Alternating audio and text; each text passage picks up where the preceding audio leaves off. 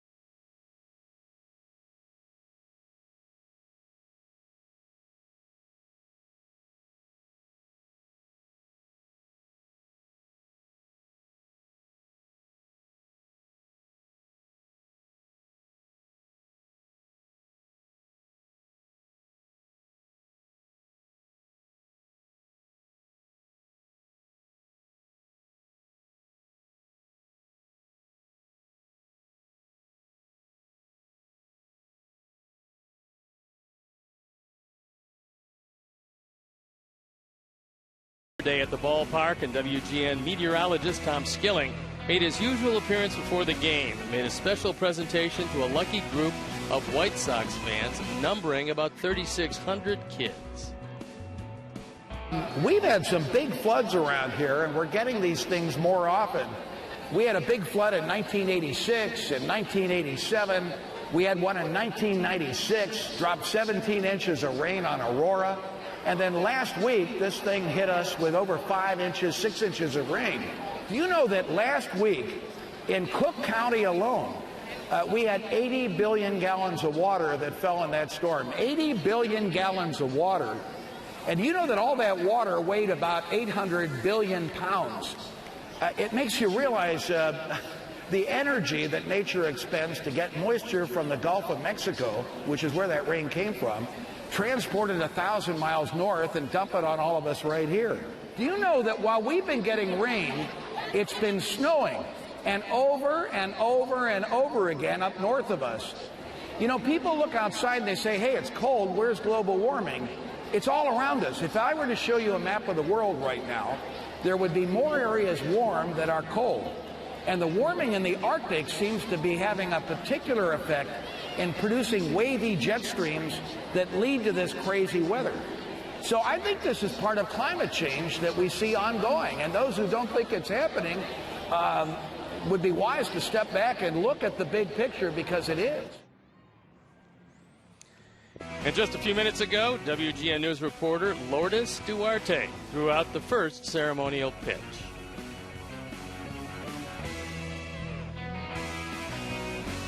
And we'll be back with the first pitch of the ball game after a break.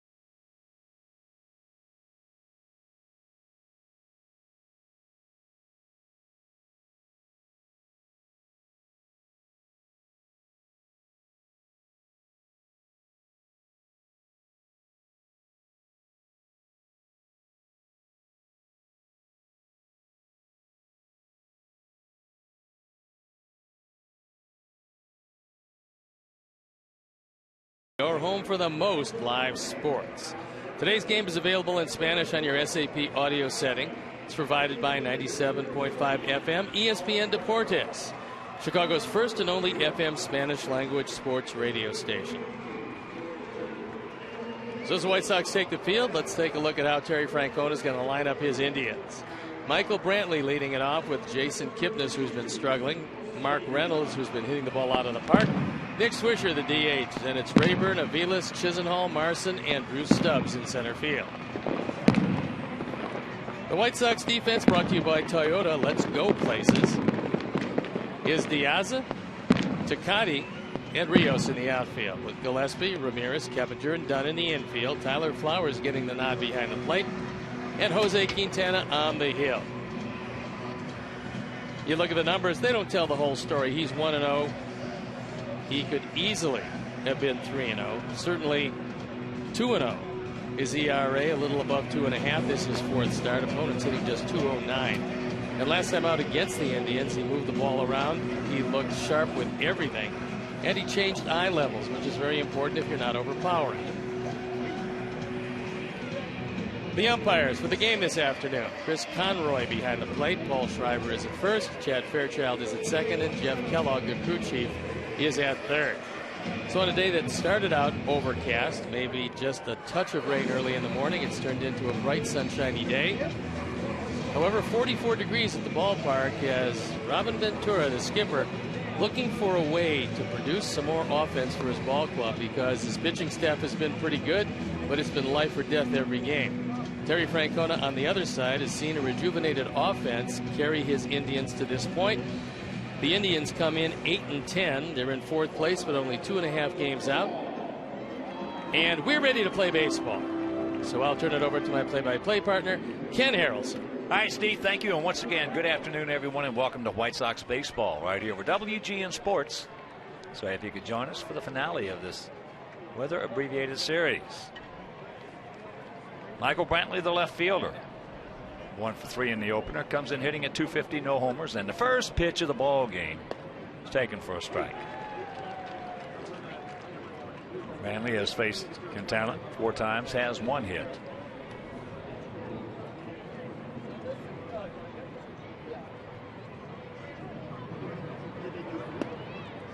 Count evens at one end here at the ballpark. 330 down the left field line, 335 down the right field line, 375 in the gaps, and 400 straightaway center. 44 degrees at the first pitch, and there's a breaking ball strike. So 1-2.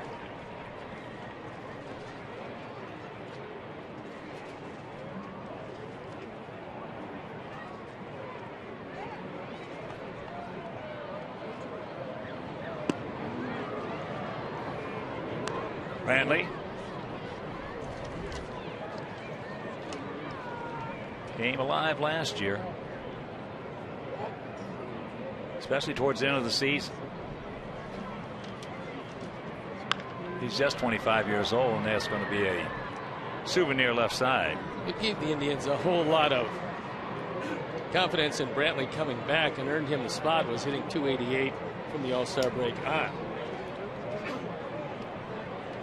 He came over from Milwaukee. They thought they got Matt Laporta as the centerpiece of the Sabathia deal. As it turned out, it was Brantley. 2-2 pitch. Good pitch to hit, and he pops it up. Alexei. 1 out. Normally a pitcher's toughest inning is the first inning because you're coming from the bullpen mound to the regular mound and you only have a few pitches to get used to it. But it would behoove Quintana to shut down this Indian offense and turn it over to the Sox offense to score early in the ball game, get a lead, and hopefully make it hold up.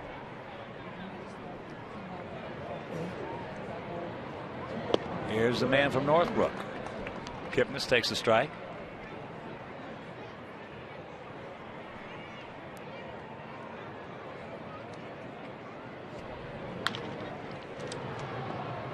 Little two hopper, and 2 out. Well, eventually there's going to be some pitchers that pay for the slow start of Jason Kipnis. Last year he was one of the best on their team hitting with runners in scoring position. This year early he's really had all kinds of problems.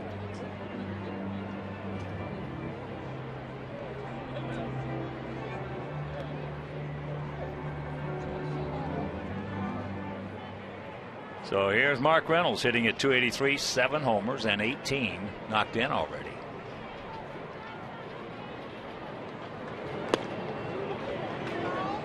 Takes first pitch strike. Reynolds 0 for 3 on Monday and 1 for 5 lifetime off Quintana.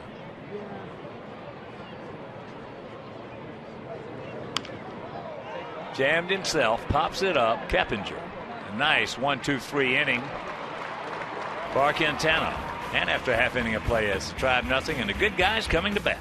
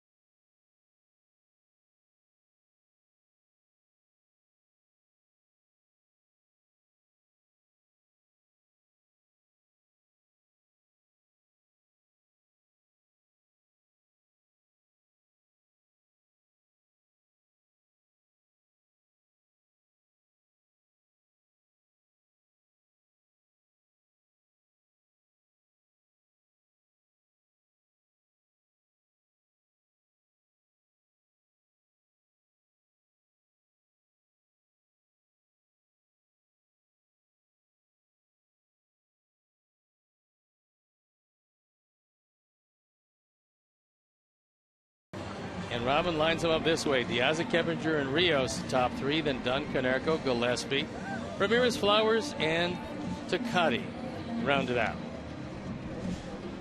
There's a look at the defense and how they'll line up behind McAllister. Brantley, Stubbs, and Rayburn left to right, with Chisenhall, Aviles, Kipnison, Reynolds. Lou Marson, fresh off the disabled list, behind the plate. And there is Zach McAllister. Tall, big right-hander, on for the fourth time. 1-2 record. Very good 3.12 ERA.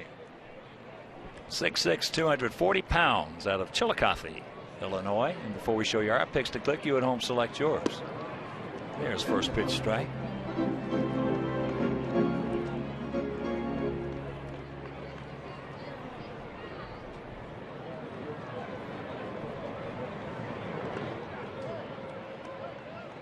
In the dirt.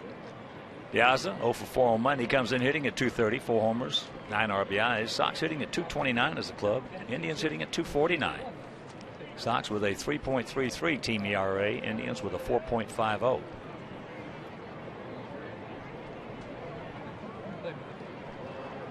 Sox pitching is not the reason we were struggling. Now the pitching in the rotation, especially the last time and a half through, and the bullpen, almost without exception, has been good enough to have this team knocking at the door of first place. Well, we're 2-4 in the last 6 games, and our starters' ERA is 1.63. That's we have invented some ways to beat ourselves. A testament to a lagging offense and a spotty at best defense.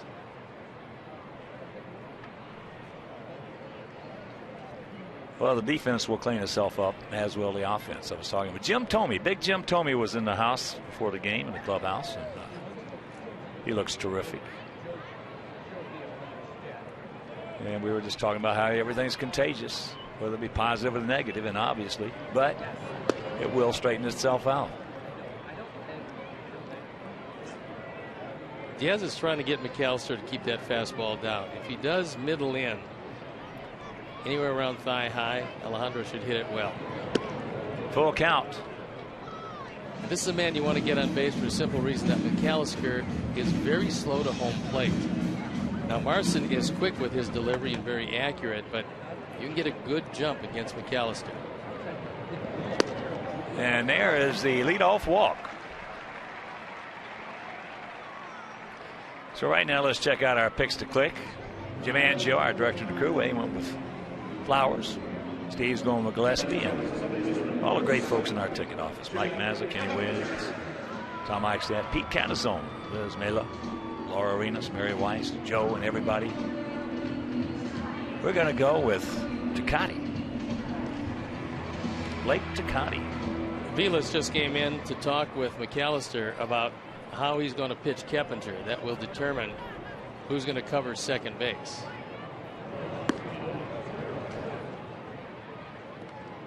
Can you ask a guy, Hawk, to start trying to walk more or to lay off some pitches? I mean, Jeff Keppinger doesn't have a walk this year. Yeah, you can. I mean, does it help him? And there he goes, and that's high. So as Steve told you, Marson is very good. Catch it and throw it. But it's the old saying in this league, they slide, they don't fly. Long, slow delivery by McAllister. You can watch it. He doesn't use the straight slide step, but he was trying to get it home as fast as he possibly could. Marson throws it up. Diaz slides under. And the count 0-2 on Keppinger. He's still trying to stay in it and move him over. Well, you know, everything is individual in this game. In fact, it's a game of individuals that finally, if things are done correctly, emanate into a team. But it's 9 individuals out there trying to do. Now, that's a perfect scenario if you want to have an outstanding team. 9 individuals playing as individuals if they know how to play the game. If they know how to play the game, that emanate into a great team. And the best example of that I've ever seen was that Oakland team that won 5 consecutive divisional titles and 3 consecutive world championships. They knew how to play the game. Well, they also had a tremendous advantage. Overwhelming pitching, terrific defense, and they didn't clobber people like the Big Red Machine of Cincinnati a few years later, but what they did was never make the mistakes. They waited for you to make the mistakes, and then they buried you. That's the whole key. They didn't go out there before every game say, hey, let's go kick some booty. They just went out there, played. All of a sudden, you make a mistake in the 6th, 7th inning, they jumped on you like a shark. That was it.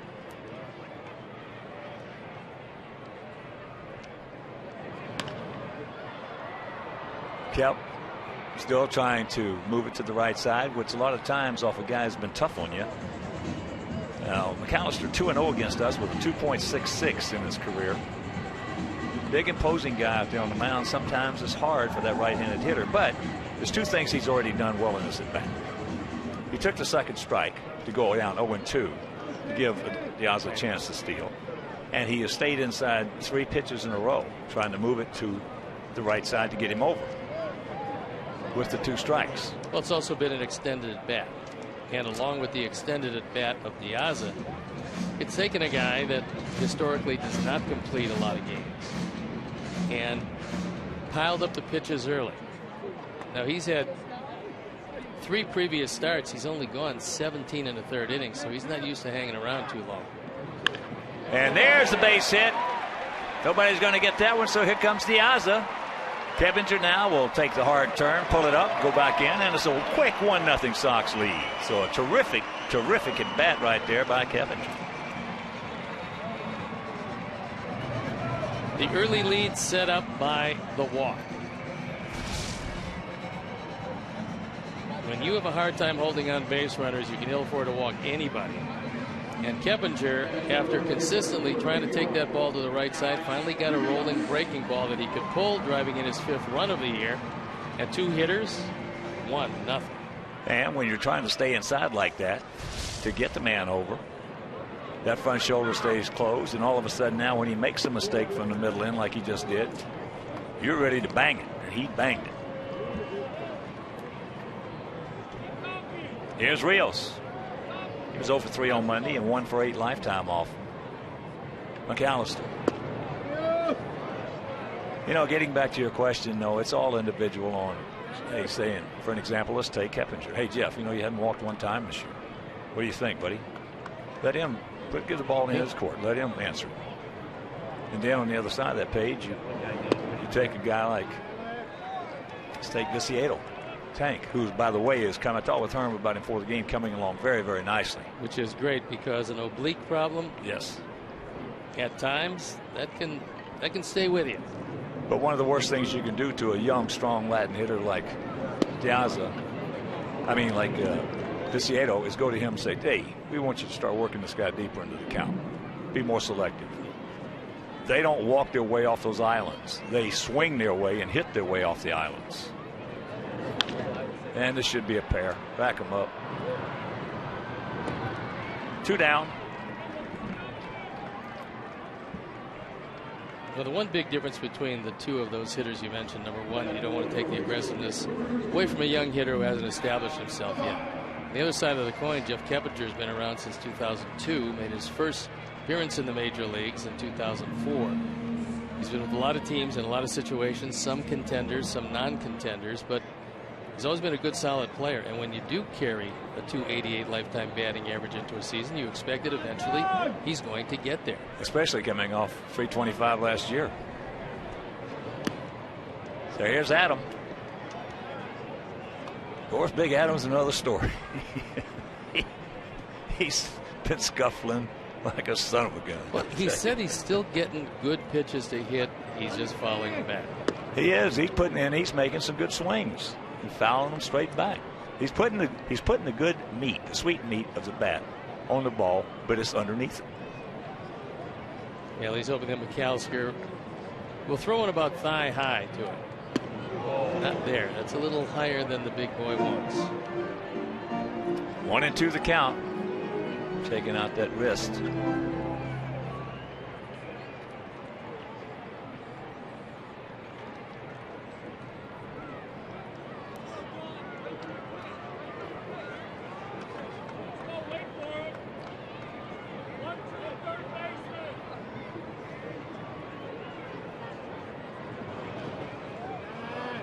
2-2 with Konerko on deck.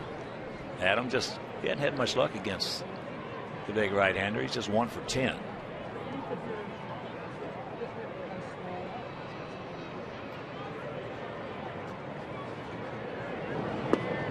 Got him. Back to walk. The stolen base. The RBI single by Keppinger is 1-0 Sox.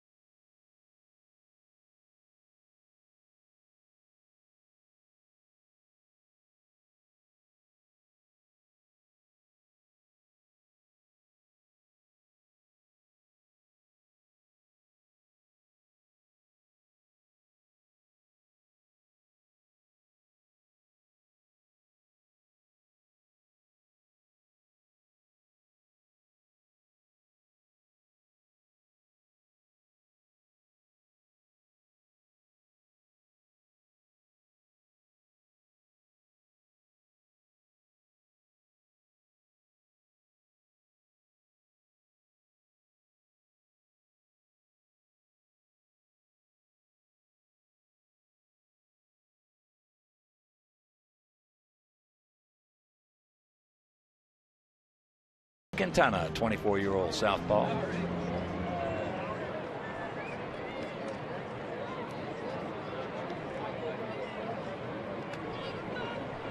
Swisher, a better hitter from the right side. And he's got those two-tone shoes on. One on his right foot, one on his left foot. Takes first pitch strike.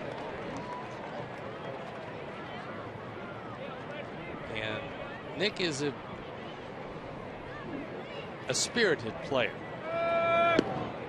One of the reasons why they went to a 4-year contract with him is that they felt that he could be at this stage of his career a clubhouse leader, and he came over from the Yankees, which is the biggest stage that there is, and he handled things very well in New York. They felt he was going to handle things exceptionally well in Cleveland, but they also felt that he was young enough and had enough winning experience to bring that to this club, which has a lot of young players. Well, don't tell that to Sabermetrics. Well, they're starting to understand that presence in a clubhouse is meaningful. Well, it is that. They only understood it for like 120 years. You've got to have a couple of leaders, preferably as everyday players. You can have some leaders on your pitching staff, but you need everyday players as leaders. And talking about Sabermetrics, I think I'm going to be talking with my buddy Brian Kenny tomorrow from MLB. Well, you know, you've got an ally in Harold Reynolds who feels that the old school approach is a pretty good way to do it. It's been a good way for over 120 years. It's true. No, but I love Brian. I do. He gone. And Harold, they got some great guys over there. I think they do a terrific job. And watching the show at night, when we go home after a night game, watching the show for the recap, I was watching Larry Boa talk about infield play yesterday. Did a great job of explaining why Ian Desmond is having so many problems at shortstop, and then they illustrated it with a graphic with Jimmy Rollins as opposed to Ian Desmond, and it really made things crystal clear as why Ian has been struggling defensively. First pitch strike.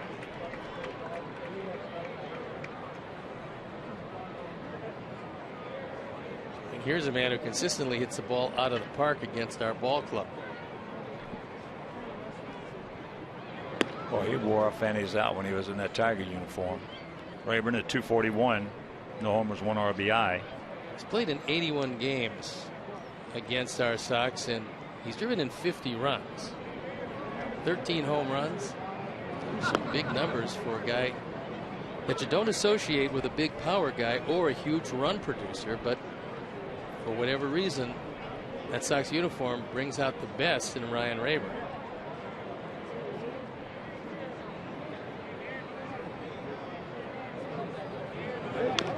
Chops that one foul. Yeah, we had a big ball game against them at Comerica Park last year. He got a big hit. I think it was in the bottom of the 7th inning, knocking in a pair of runs. Cleveland loves to have him because you can put him anywhere on that field, and he's going to give you a very good effort.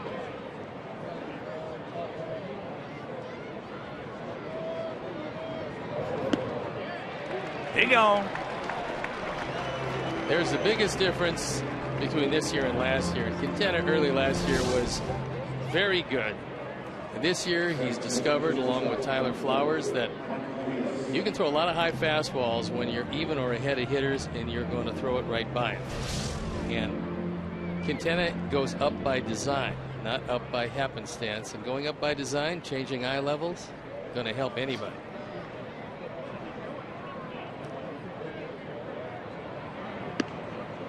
Aviles can't get it.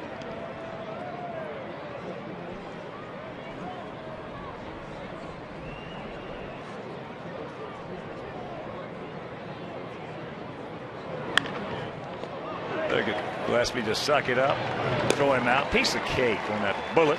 Meanwhile, 1-2-3 inning, a 6 in a row retired, and he leads at 1-0.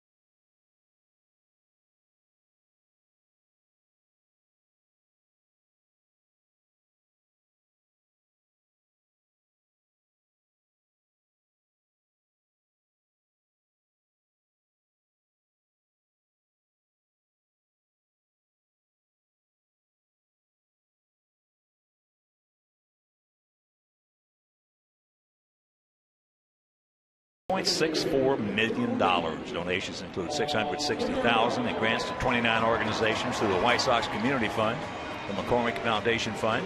White Sox Charities awarded grants totaling $119,500 to 7 agencies providing services throughout the community. This year's grants, donations, coupled with other charitable donations, moved the team's total, giving more than $17 million since the inception of White Sox Charities in 1990. Wow. Paulie taking that one into right field. Get down fair. It won't.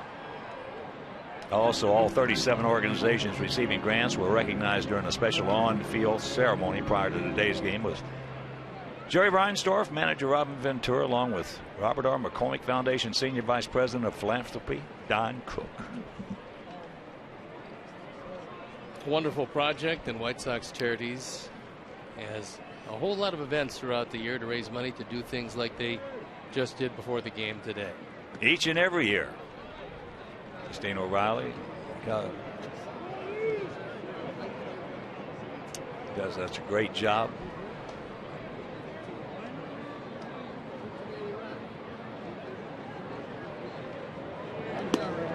That's off the corner.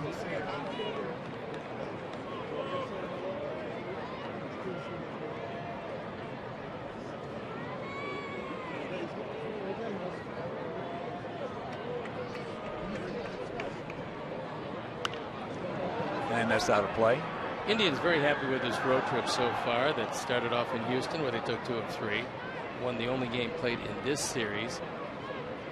They've got tomorrow off, but after the game tonight, they'll fly to Kansas City, where they have a weekend wraparound series that culminates on Wednesday before going home to face the Phillies.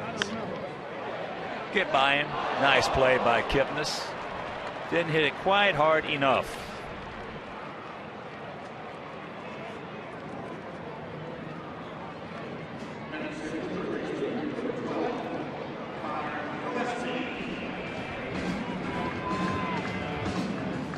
Here's Gillespie hitting at .326, a homer.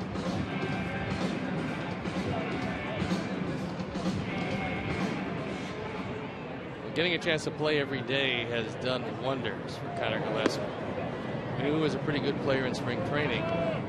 We also knew that he was going to be used off the bench and used sparingly, we thought. But funny things happen. And the injury to Gordon Beckham necessitated Connor Gillespie get all kinds of play. Well, his hitting hadn't surprised us. At least with me, what surprised me is just throwing that leather. He's played an outstanding third base. Made some great plays down there. And I have to believe that just the playing every day, knowing you're going to get 4 or 5 at bats, depending, it's got to be one of the best things that can happen to any player.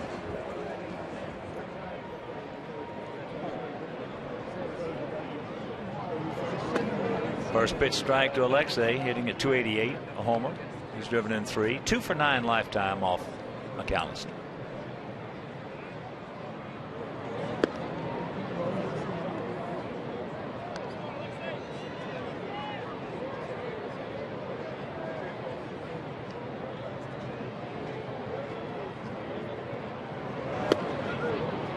Got him. He knew it. 3 up, 3 down. But we lead it 1-0.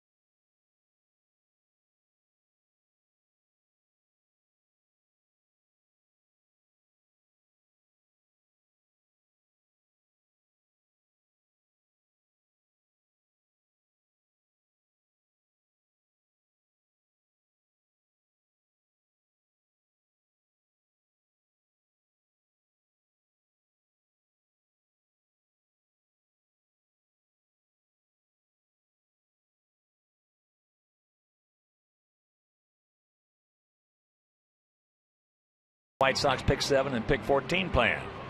You select the games you want, including great matchups, promotional nights, and a crosstown classic series. And Pick 14 plans start at $101 per seat. Pick 7 plans start at $64 a seat. So call 312-674-1000 or visit whitesox.com. 1-0 good guys here in the top of the third. Chisenhall takes first pitch strike. Lonnie hitting at 245. One of the guys we failed to mention last inning on the $1.64 million that were given out by White Sox charities. 37 different agencies. Was Alex Snellius. Over the years has been a great contributor to White Sox charities.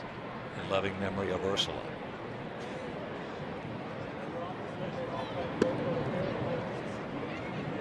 Two and one.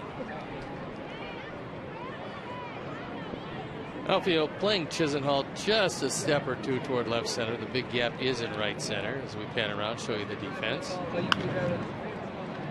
And stay with it. He did. All right. Nice play. Hang with him, Lonnie. 1 out. Best part of that was that ball didn't have any sink on it at all. It just kind of slid across. And a nice play by Diaz. Like a flat slider. Yep. From Dan Plesac. It just stayed there. Sorry, Dan. Dan Plesac, maybe. He didn't throw many flat ones. No, he did early not. in his career. For about 20 years, he didn't. He had a great arm. He was a great left-handed reliever, one of the best of all time.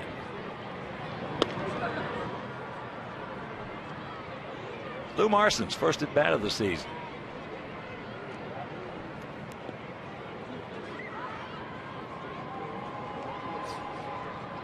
Lou got run over at the plate. He had some neck problems, almost like whiplash. Now he's back.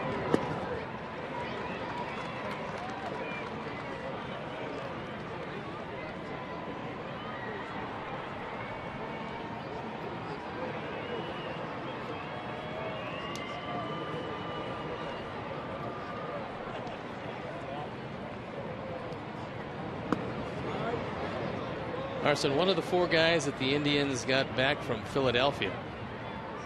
He's proven to be a very strong, capable backup.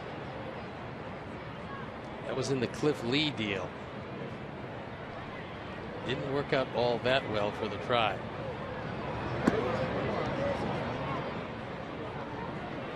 Three and one. You don't want to walk him. Make him swing the bat.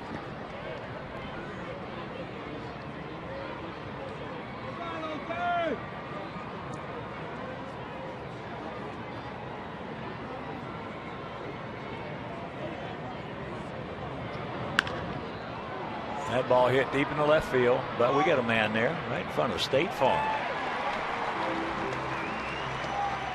2 down.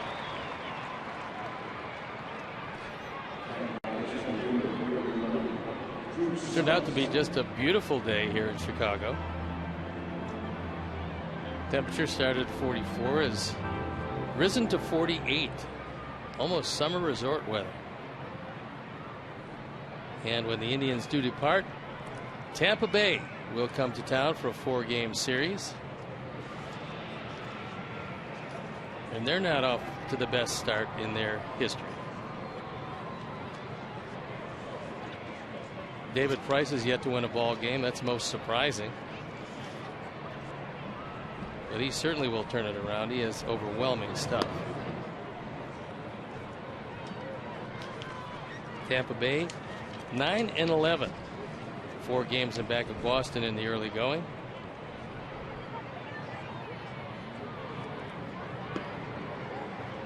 Well, we're going to get Hellickson, Hernandez, Moore, who is 4-0 with a 1.04 ERA, and Price. They're going to get Sale, Peavy, Floyd, and Axelrod. And so far it's been slow going as far as the road is concerned for the Rays. They have one of the worst road records. In fact, the worst road record in the American League at 2-7.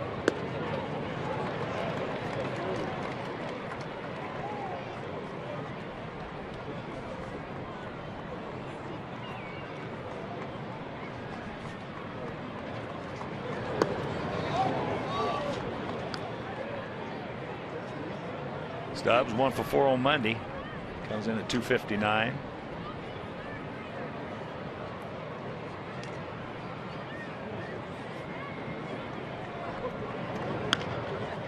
Fist it. And not going to be able to. Yeah, he will. He'll run it down. So a nice 9 up, 9 down for Quintana.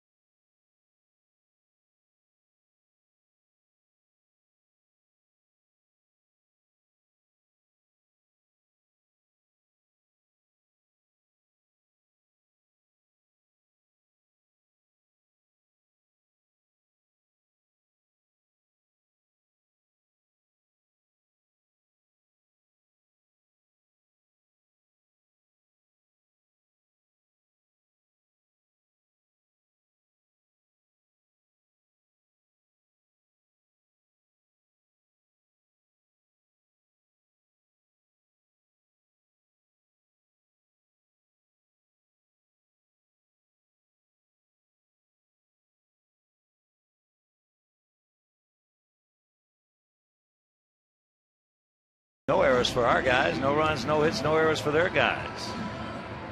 It'll be Tyler, Flowers, Blake to Cody. Takes care of Ray Garcia.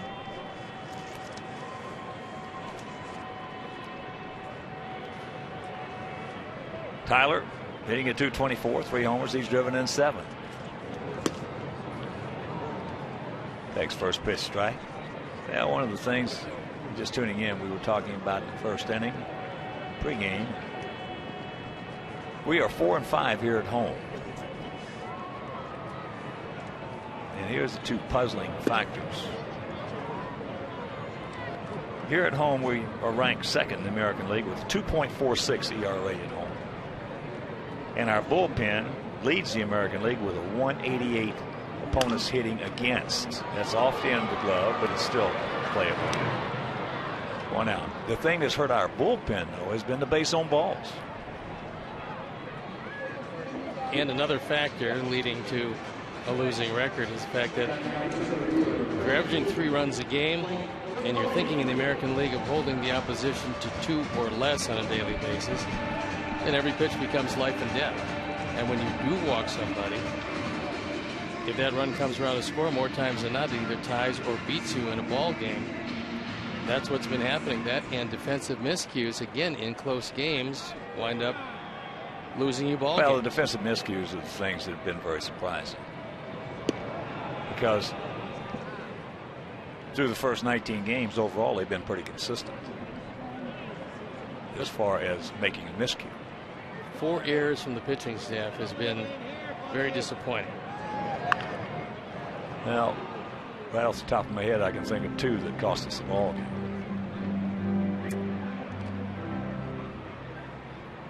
To Cody. Tucson last year hit 243, 9 homers, drove him in 26. He can run a little bit. Yeah, if you can get him on, he's going to steal against McAllister. But he's in an 0-2 hole. Yeah, to Cody, along with our ticket guys and also Tommy Sheridan. Pick to click. They're pulling for him.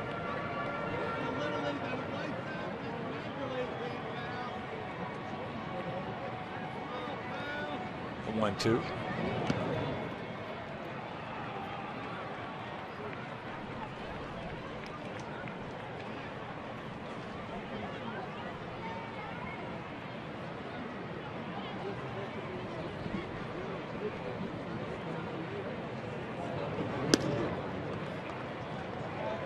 Full count. Put Blake on in this situation, you're probably going to find the same scenarios with De Aza. So he should be looking for a fastball here. Good rip at it. He stole 36 bases in 106 games, 2011 in San Antonio. Plus, he's got some pop. He had 19 home runs that year.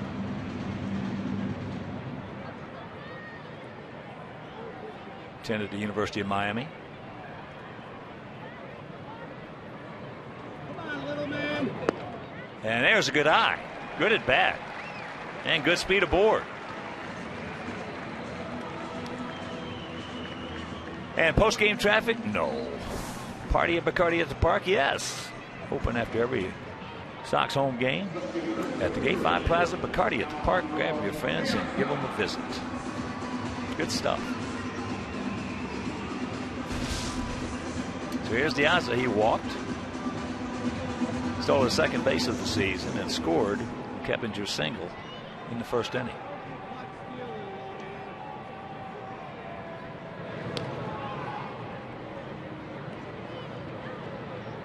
Now, some pitchers don't throw to first base a great deal, except if they get a signal from the catcher, who gets a signal from the bench to go over to first. Got a good lead.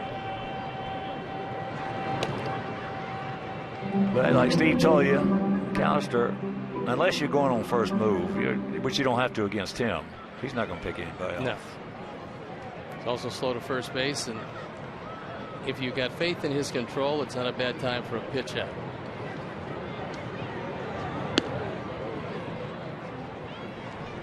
One and 0. Monty Chisenhall is in on the grass.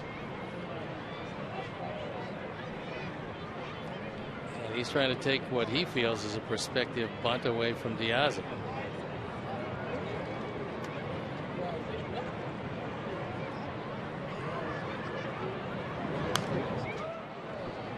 Good rip by Alejandro.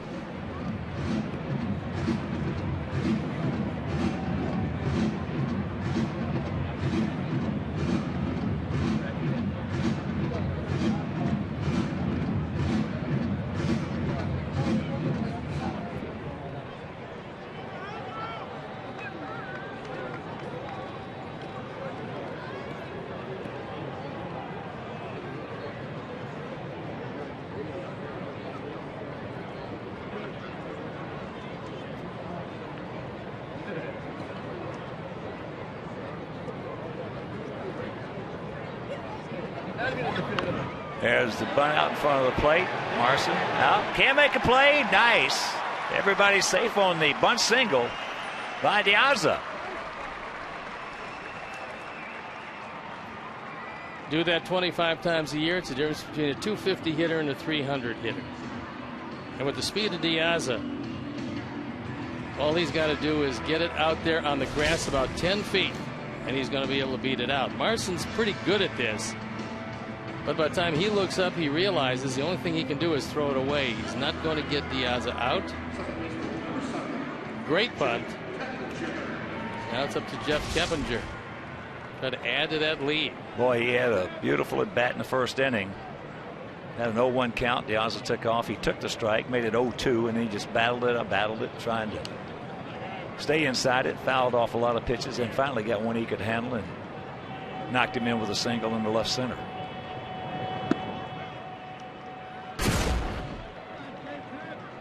Finally got a bit of a rolling breaking ball and drove home number 5.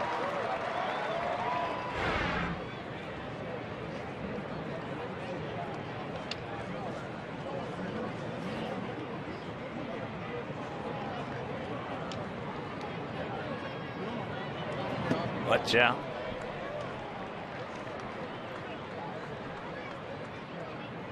Can you afford to zone hit 2-0? Just either give up the inside part or the outside part and look for that? Yeah, some guys do that. Other guys, they just sit on a pitch rather than. If you're looking for a fastball, you don't have to zone it, especially when a guy's not throwing 100 or 2. Even if it's up, you can still get to it if you're sitting dead red. That's the only way you can be a good fastball hitter off a good fastball is to look for it. But some of the guys will zone it in the zone. And if it's not right there, they just take it.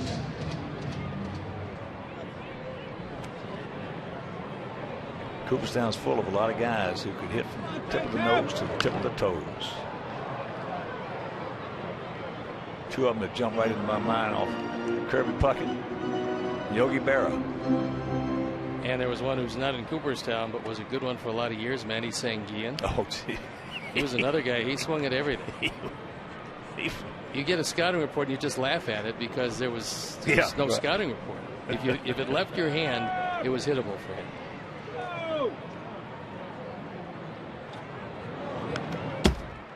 Yeah, Manny was fun to watch.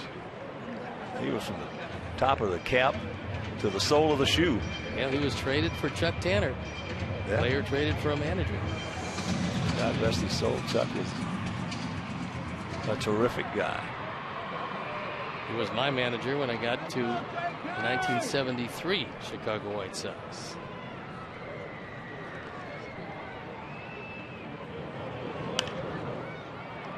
Kites that one off.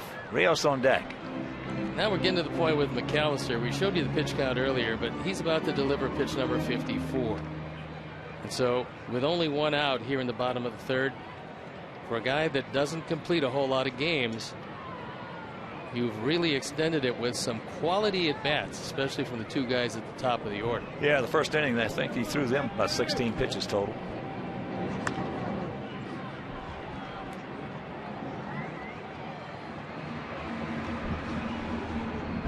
That sends Lou Marson out to talk with McAllister.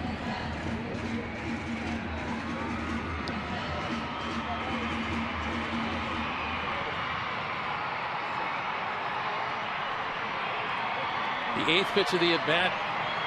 And so Jeff Keppinger is making McAllister work hard to get him out. And he threw him a changeup, which was a good pitch to hit. Now the infield fly rule is called, so that is out number 2.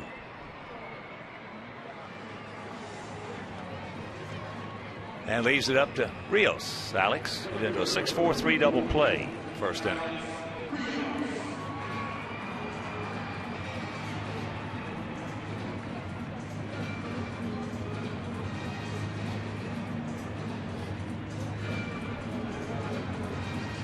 This is a fairly decent throwing outfield all the way around.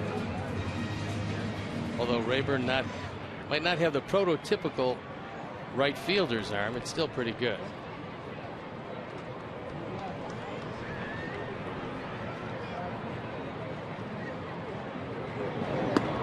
Takes it right there.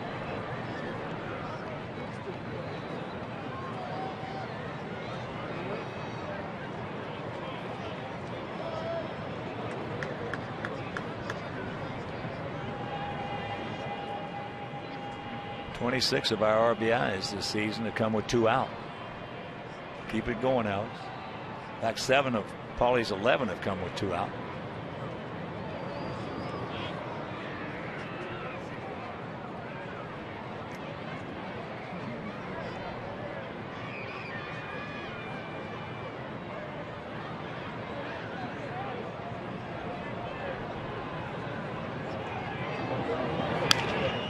Watch out.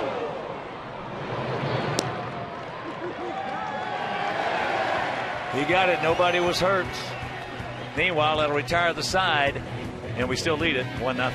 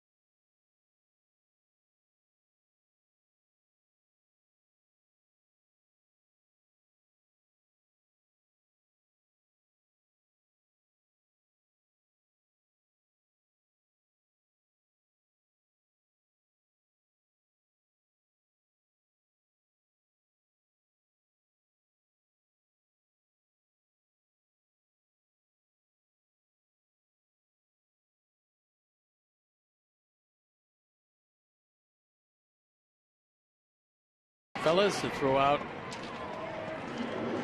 the ceremonial first pitch. Adam is a nephew and godson of Alex Valadez. Chicago police officer was tragically killed in the line of duty in 2009. Adam was recently diagnosed with stage 3 cancer around Thanksgiving. His road to recovery began on January 10th with chemotherapy and radiation. Adam's a true fighter, attending school every day and getting straight A's despite his continuous treatments.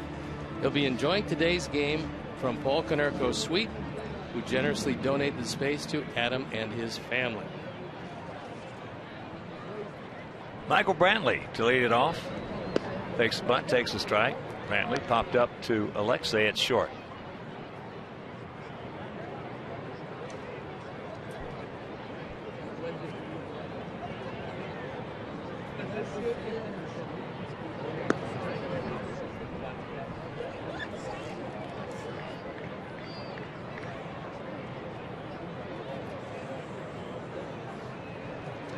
On this day in White Sox history back in 1901.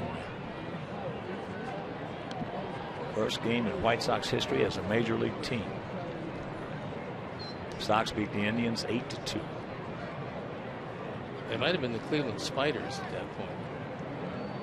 They lost 121 games one year. There's a base hit. So you can cancel the postgame show. That's the first hit, first runner for the Indians. Brantley was the only guy that got a base hit against Quintana in Cleveland. He went 7 innings of one-hit baseball, and that one hit by the man you're looking at, who has the only hit today. But the difference is, this time he's leading off the inning in a one-run game. Here's Kipnis, grounded out to Adam Dunn.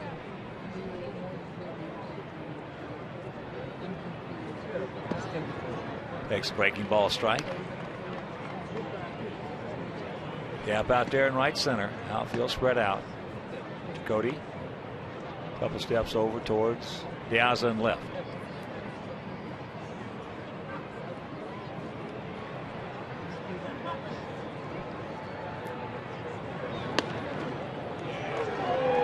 Oh, 0-2 the count.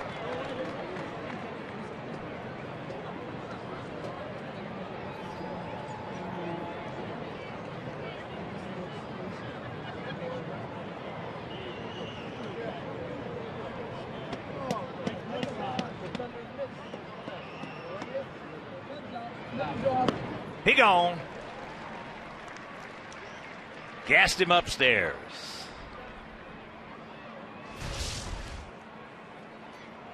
Tyler gives him a high fastball sign, and that's exactly where he gets it. Working the top of the strike zone to Kipnis. He throws it right by him.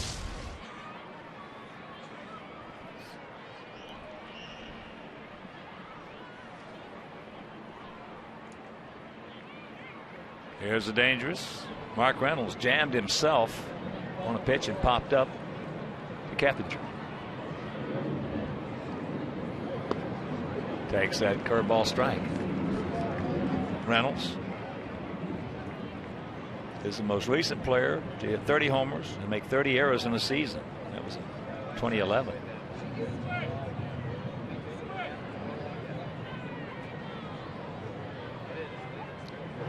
I was wrong about the Cleveland Spiders. In 1897, the Spiders won 20 and lost 134. Yeah, I remember they had a bad year that year. Worst record. Well, they hit in tough luck. That was the worst record in the history of baseball. And they didn't catch the ball very well either. Nope. Turns it over.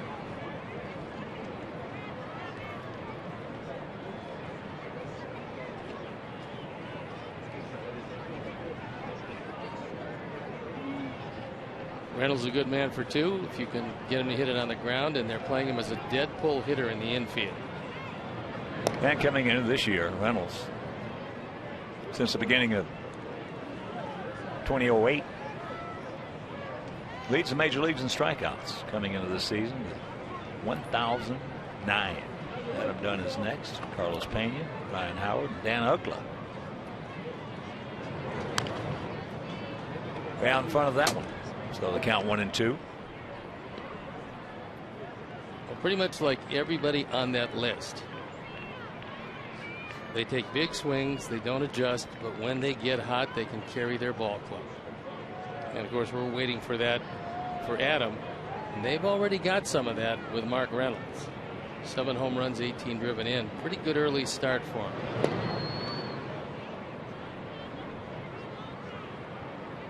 Well, let's put it this way. Right now, they're very happy they got it. Yes, sir.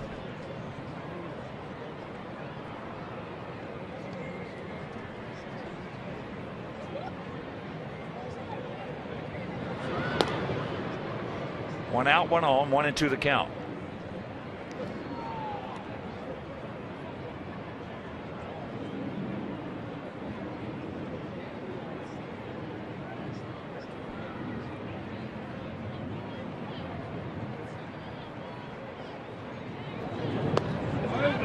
Good pitch, didn't get it. That ball just missed off the outside corner. Quintana took a little something off. As you can see, surprisingly, Mark Reynolds didn't go after it.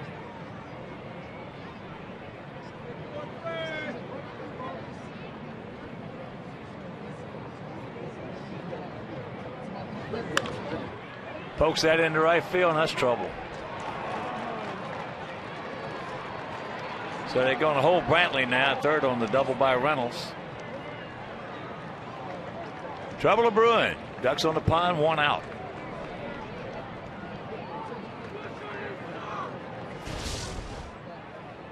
Tyler did a pretty nice job, and from the position of Jeff Keppinger, once he looked at third and see Brantley not going, there's no reason to throw this baseball. You just run it back into the infield because you got runners at second and third.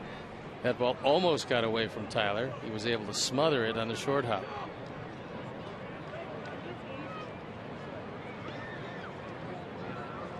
Nick Swisher, the hitter.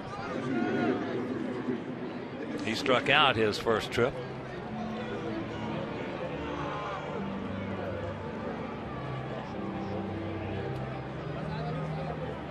So the Sox on top 1-0, and that lead is in jeopardy.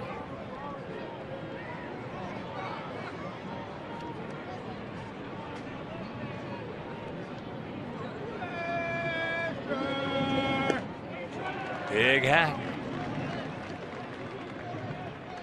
Sox infield going to concede the run if it's hit in the middle. Adam Dunn, even with the bag, but well off the line at first.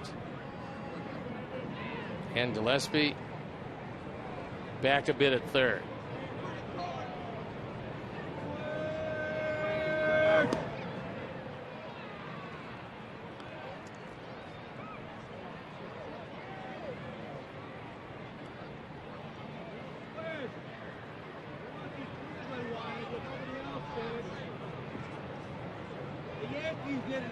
Big pitch right here, 1-1.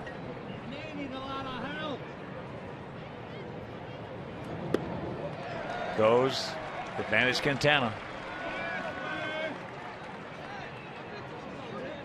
Been only 7 players to hit 20+ home runs in each of the last 8 seasons. Cabrera, Konerko, Ortiz, Pujols, Soriano, Teixeira, and the guy at the plate right now, Nick Swisher. They ask you to eliminate one, that would probably be the man you'd eliminate. But Swisher has been very consistent. And a switch hitter to boot. Tried to rush it by him. Just did get a piece of it. Why do you think so very few switch hitters have had tremendous power? When you look at Eddie Murray, you look at Mickey Mantle, obviously those are the two that jump out at you, but you very rarely see switch hitters with big power. I can't answer. Those two guys, well, Mickey had as much power as anybody ever played the game. Nice block by Tyler. And Eddie Murray, to me, overall is the best first baseman I ever saw. People forget, in his latter years with the Mets, he could not play defense. But well, when he was in that Baltimore uniform, he was a terrific first baseman. And a lot of people don't remember he came up as a designated hitter, and everybody thought, well, he's a DH because he can't really field. That wasn't the case at all. Just that Lee May had the spot. Earl Weaver had a tremendous amount of respect for his veterans, so Eddie eased his way in. Made a good pitch right there, and a good job by Swisher just to hang tough. I think if you can throw him a good straight change here, keep it low and away, you got him. Tyler wants it low and in. It's a fastball. He gets it certainly in that spot. Swisher able to fight it off. Yeah, Swish, when he was in that White Sox uniform, had a lot of problems with that straight change.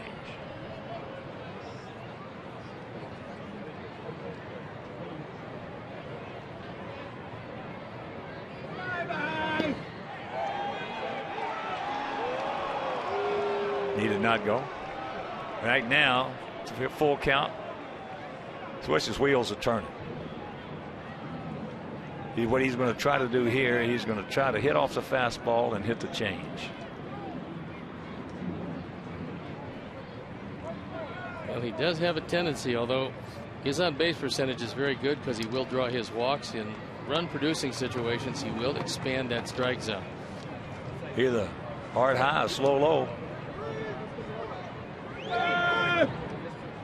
And there's ball 4. That'll load him up and bring up Ryan Rayburn.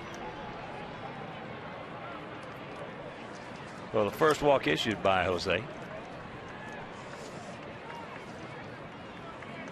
Flowers out. Alexei comes in. And Coop out.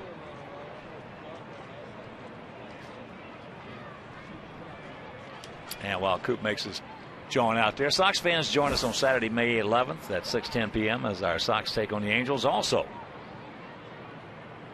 first 20,000 fans will receive a Paul Konerko bobblehead presented by Pepsi. So for tickets, call 866-SOX-GAME or visit whitesox.com.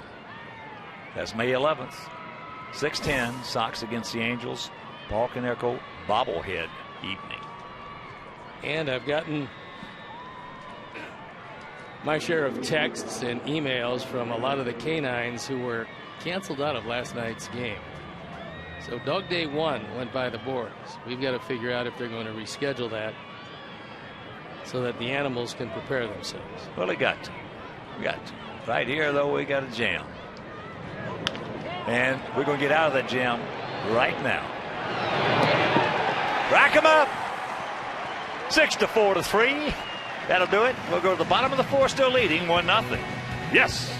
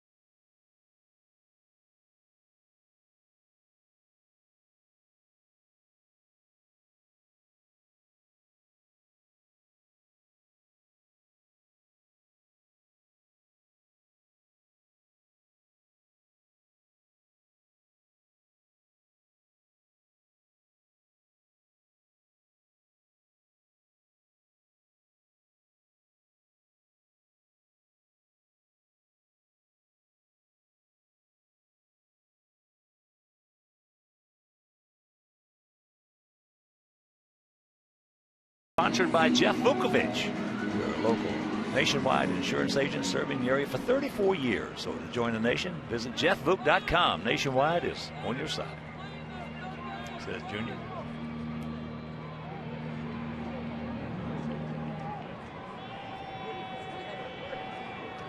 Adam Dunn to lead it off. Takes it up high. Adam struck out his first trip. McAllister made a good pitch fastball on the inside corner to nail him. There it was. There's the example of one that when you're going well, he'll hit that ball out to left center field because it was a fastball. It was about belt high, and it was on the outer third of the plate. Marson wants it low and away. McAllister gets it with too much of the plate as far as he's concerned, but Adams not swinging well, and he fouled it back. Reached back with that, tried to add another 6 inches, and the count 2-1.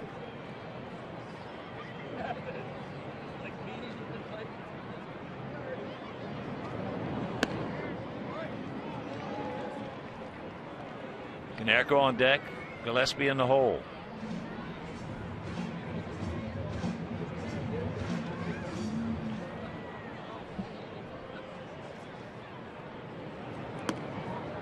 And there's the leadoff walk.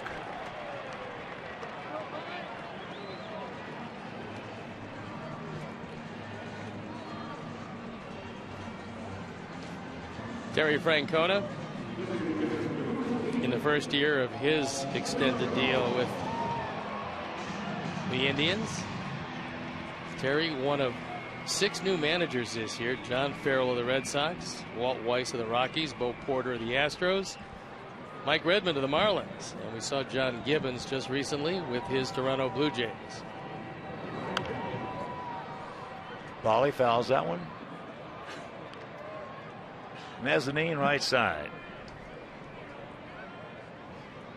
Bolly hit a little soft looper that Kipnis made a good play. Diving, a layout, and caught it. Yes, he did. And the count 0-2.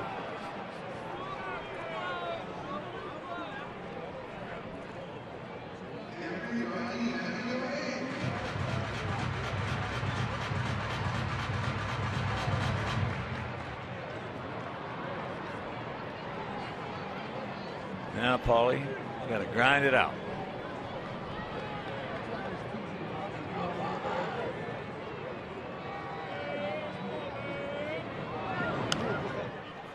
Fouls that one right back below us. McAllister came over from the New York Yankees to complete a July 30th, 2010 trade. This trade that sent Austin Kearns to the Yankees for a player to be named later. That player is the man you're looking at. And the Indians are feeling pretty good about him. He gets the ball over the plate. Doesn't have overwhelming stuff, but he's got good stuff. And he's really in the infancy stages of what they believe is going to be a pretty good career.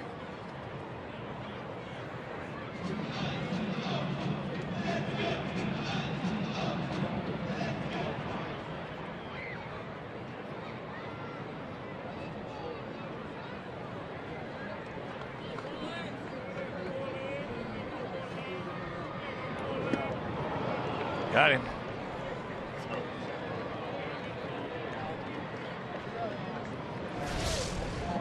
It's another straight change. And that ball has a lot of sink to it at the end. The scouting report on McAllister was that you're not going to see a whole lot of straight changes. But because he's seen our ball club just 10 days ago, he's probably using more straight changes today in an effort to give him a completely different look than they saw in Cleveland.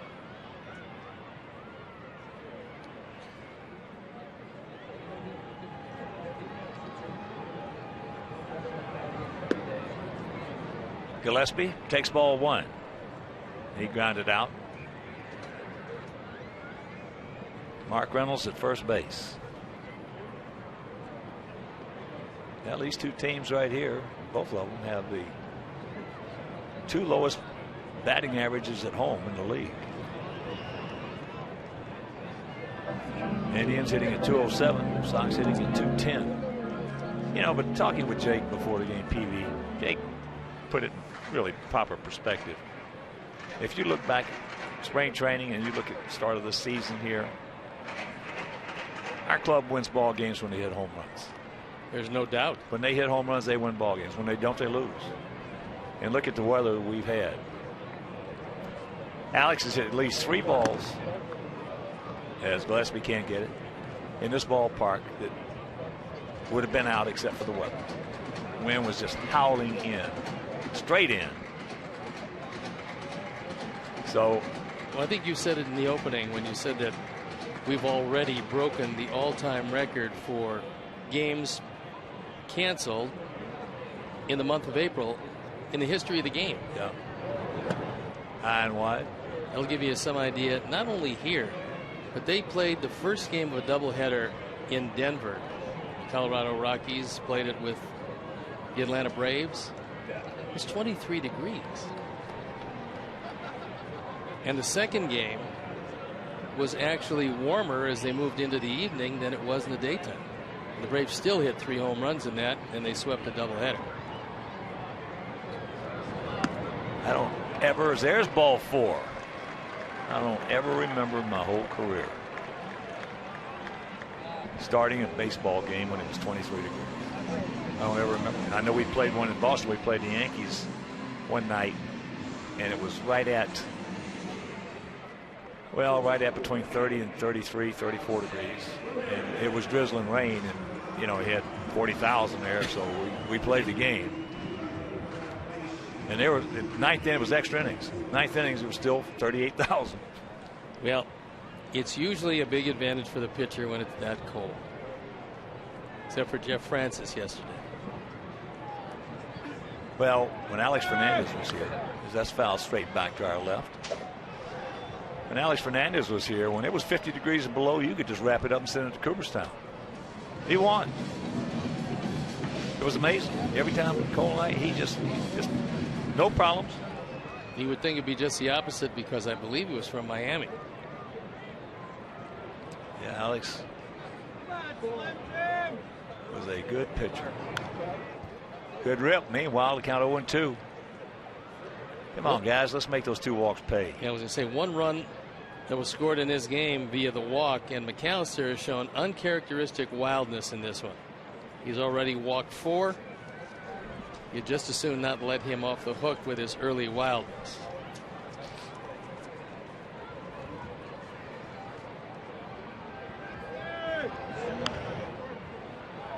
Gave him a high changeup, and Lessig jammed himself.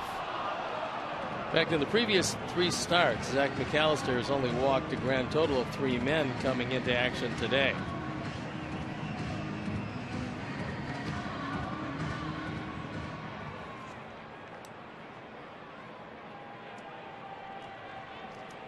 One out, 2 on, the 0-2. Tried to ace him on the outside.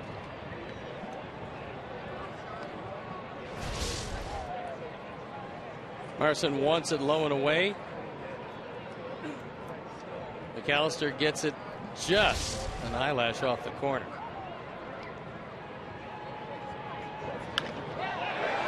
That could be. No, he's playing him perfectly. Raven makes the catch for out number 2.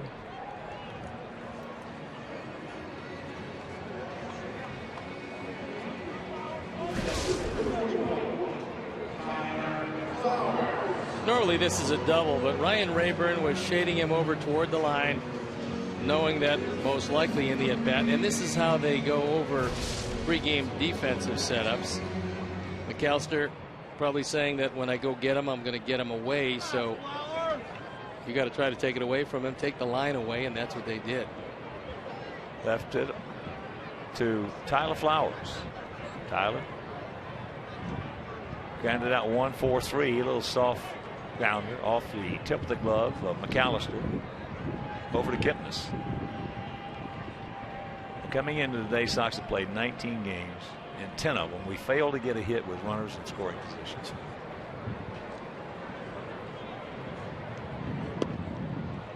That might be the best one he gets this whole sequence.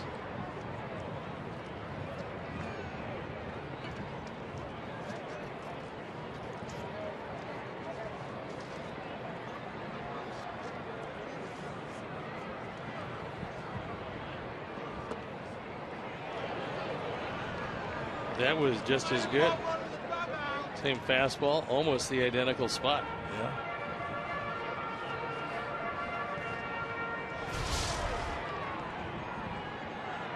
First fastball down the middle.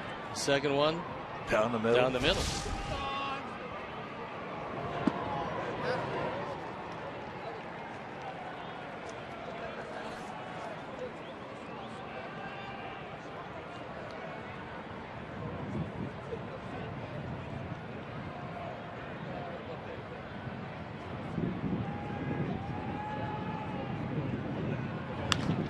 That ball lined hard, but Rayburn right there. So that's the hang wolf 'em for Alexei and a hang wolf 'em for Flowers. Meanwhile, it's still 1-0 Sox.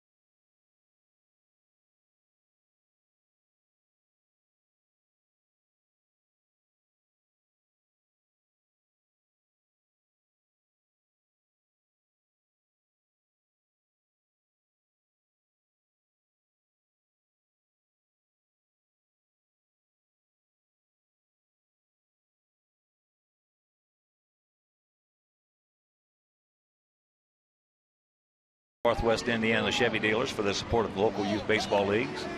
Local Chevy dealers are supporting over 30,000 young ball players in their communities through the Chevy Youth Baseball program. Since 2010, Chevy dealers have been providing numerous leagues with equipment kits, instructional clinics, and much needed financial support. From the big leagues to the youth leagues, Chevy is truly the official vehicle of Major League Baseball. Top of the 5th inning. A run on 2 hits, no errors for our guys. No runs, 2 hits, no errors for their guys. Mike Aviles, Lonnie Chisenhall, Lou Marson.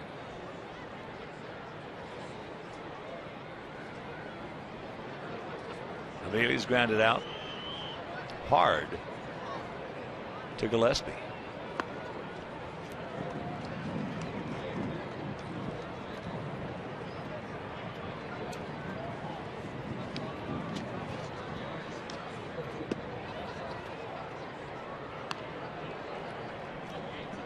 One to count.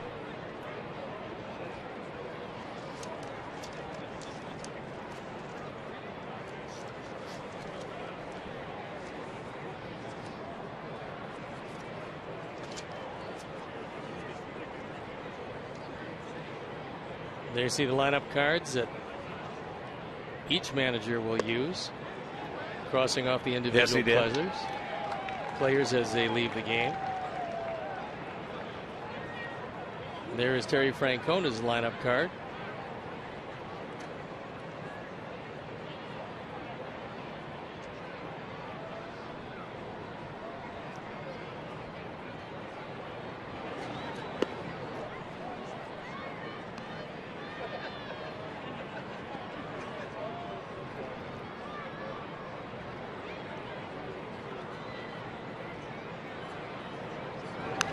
Just got a piece of it.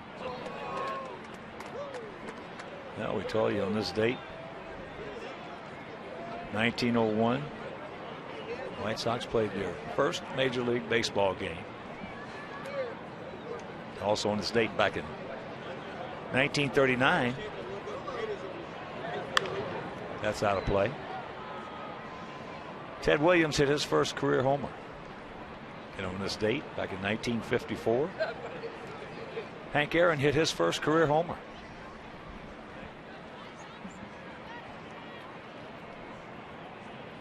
And at that point, he was a line drive hitter who hit a lot to right center field. I was a bat boy when he was at Jacksonville, and they would come to Savannah. I was a visiting club bat boy. He was a second baseman. Thin guy. Frail looking. Yeah. Except for his forearms and his wrists. Yes, very strong hands and wrists.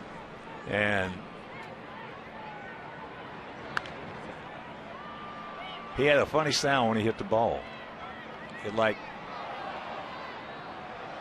would hit it, and instead of going pow, it went pow, wow, wow, wow. Just kept on powing, you know. He tied for the league with Tommy Giordano that year in home runs. And there's a ground ball to Keppinger. The fifth inning is brought to you by Fifth Third Bank, creating contemporary solutions for a better banking experience for everyone. Fifth Third Bank, the curious bank. Member FDIC. Tommy Giordano. He became a great scout with the Baltimore Orioles. Sure, great. Still is. I love him because his nose is bigger than mine. It weighs a heck of a lot more. I would say substantially. Yeah. Tom, if you're listening, it's quite a distinction. He's listening.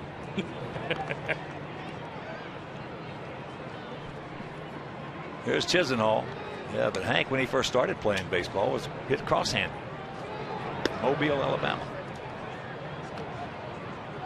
And I think that's one of the reasons that he developed such tremendous wrists. I can't even imagine going up there and trying to do that. That was, well, this is way before your time. But when I was a kid, there's a line drive, just foul. Thank you very much. I mean, just foul. Well, the good part about it was that Adam didn't touch it, and the ball had a chance to hook foul with Paul Schreiber on the call.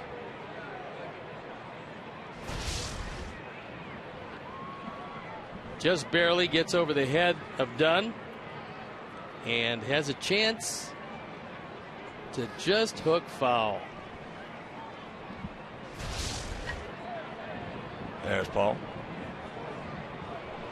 So the count 2-1. But when I was a youngster, I'm talking about 4, 5, 6 years old, growing up in Woodruff, South Carolina.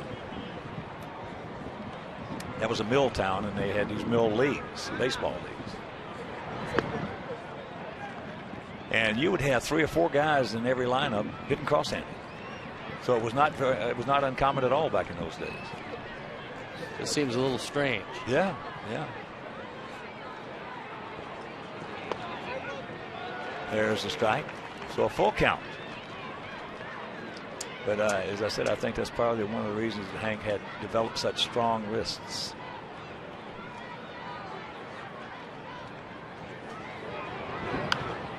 Little get me over breaking ball, got away with it. Jammed himself.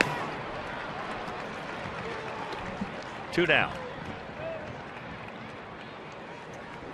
Yeah, but I remember going to those games. Used to love it. Get some popcorn.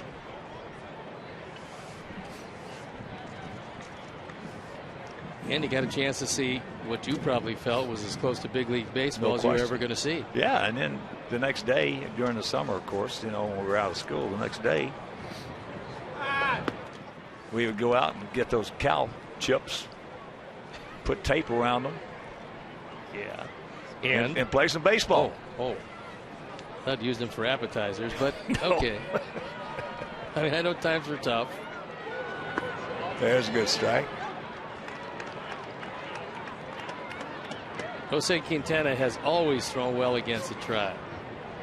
He came into this one career-wise 1-0 with a .93 ERA. And it's gone down from there. Well, he's in the top 7 in the American League throwing first pitch strike. He throws 68%. Jake throws 70% first pitch strikes. That'll put every opposing hitter into a defensive stance early. And Gavin throws 69% first pitch strikes. Marson with a 3-1 count. Don't walk him. He went 3-2 on him last time, and he hit a deep fly ball in the left field. Drew Stubbs in the on-deck circle in case he does lose Marson. Full count. That fastball had a little cutting action on it so that it wasn't straight. Looked like it started out just off the plate and moved and got a good piece of the plate.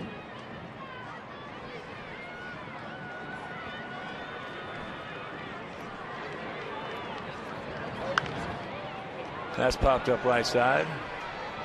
Long way to go. Watch out. He's there. Makes the catch. Nice running catch. And that'll retire the side. Halfway home, we lead it 1-0.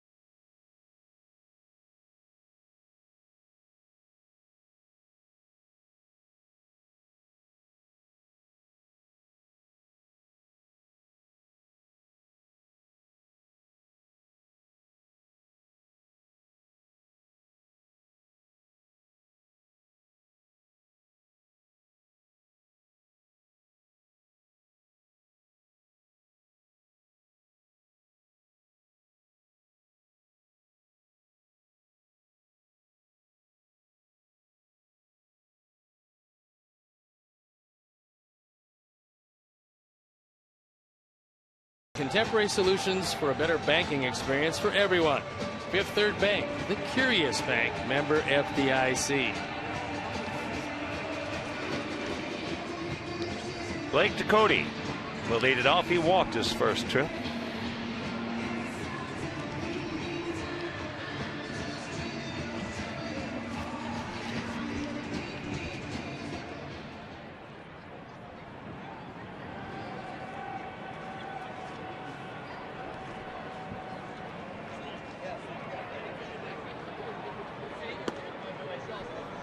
Takes it up, takes a strike.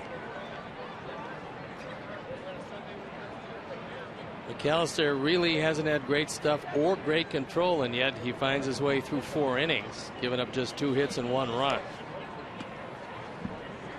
So that's a sign of a guy that, despite being just 25 years old, is starting to figure it out. That's why on a day with much less than his best, the Indians believe that he could be a middle of the rotation guy.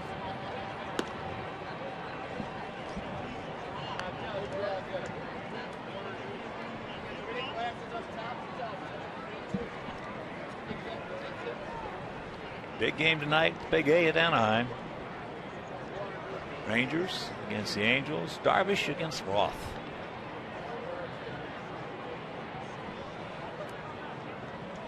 Hey, you're swinging that bat right now. He's hanging out all kinds of ropes. Howie Kendrick. As he gets him.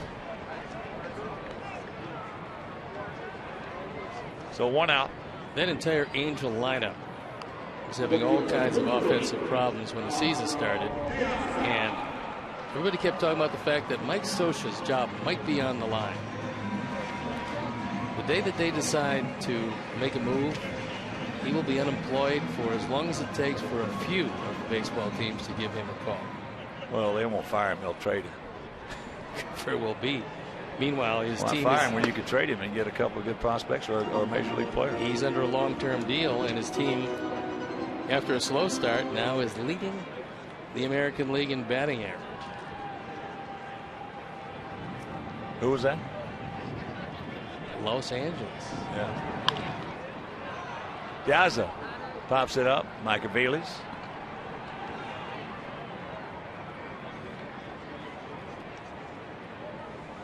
Yeah, right now the guy that you got to stay away from is Kendrick. Seems funny when you got, Pujols, Hamilton, and those guys in the lineup, and Trumbo. But the guy you got to stay away from right now is Howie Kendrick. Howie Kendrick always has had the ability to hit line drives all over the field. When he goes through the ball, I'll tell you what. Now it sounds funny, but he reminds me, as Clevenger can't get it, and of course he's not going to be that kind of a hitter, but he reminds me of the way Aaron went through the ball. You can see his wrist release. Got real quick wrists. Just remember a couple of years ago asking Mike Scioscia what he felt about Howie Kendrick. His quote was that he has 330 written all over him. So he believed that he was going to be this type of hitter. Well, it wouldn't surprise me if he, if you leave the country, come back next year. What did Howie hit last year? 325, 330. It wouldn't surprise you one bit.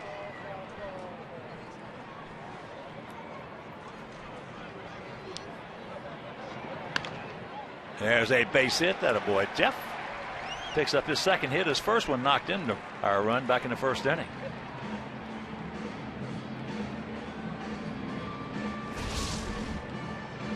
This keeps it alive after 2 quick outs and will increase the workload for McAllister. He's already at the 90 pitch mark. Of course, they had the off day yesterday to rest their pen. Now twice he's been up and twice he's worked Rios inside. So if he tries to go in there again, this could cost him a 2-run homer.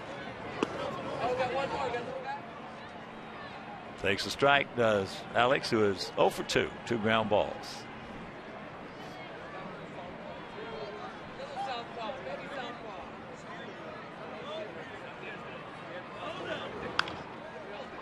That's high. Rayburn, long way to go, and nobody's going to be able to get there. Kipnis gave it a big effort, but even on a flat-out sprint, he runs well. That ball slicing away. And he has stayed away the first 2 pitches of the at-bat. Texas on top in that division with that 13-7 mark, half game in front of Oakland, 4.5 in front of the Angels, 6 in front of the Mariners, and 7 in front of Houston.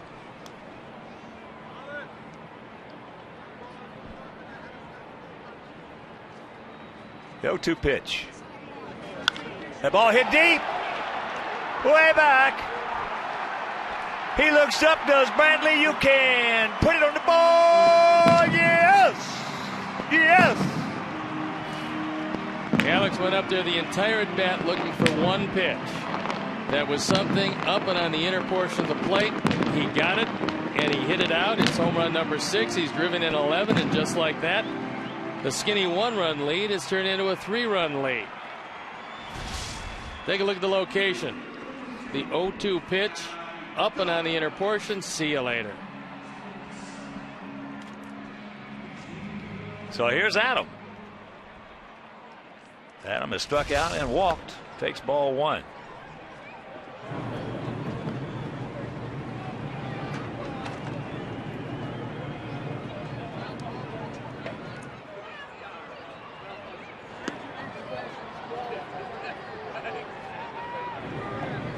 To another count. Morrison wants a little confab. Well, he wants to go out and make sure that his concentration is where it should be. It was an 0-2 pitch. He made a mistake. And he's now trailing 3-0. He wants to make sure that he's not trailing 4 or 5-0 when this inning ends. Then maybe let the smoke clear.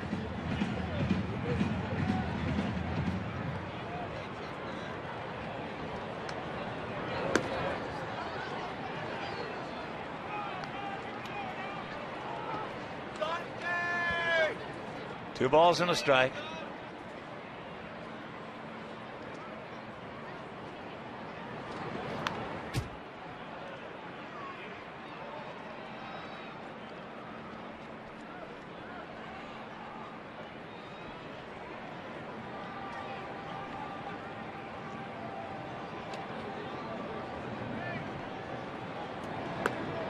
And it's full. Of course, with that home run by Rios, another generous contribution to White Sox charities by Alex Snellius in loving memory of Ursula.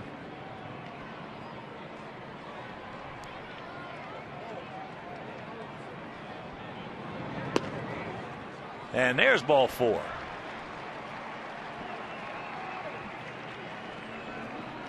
Walk number 5, and now the bullpen up and going in a hurry for the Indians. Cody Allen.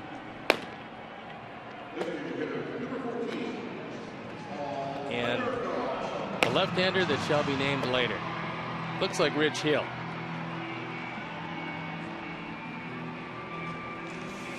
So that's going to bring Mickey Callaway out from the dugout. And while he's out there, reminder, season tickets for our Sox are available right now. Prices for most plans have been greatly reduced. Purchase the season ticket plan and gain access to the best seats at the best price with the most benefits. So, WhiteSox.com or call 312-674-1000. Mickey Callaway had been with the Indian organization, the minor leagues, for quite some time. Now getting an opportunity with a brand new administration to show what he can do in the major leagues. Along with new coaches Kevin Cash, Brad Mills, Ty Van Berkelio, and Mike Sorbaugh.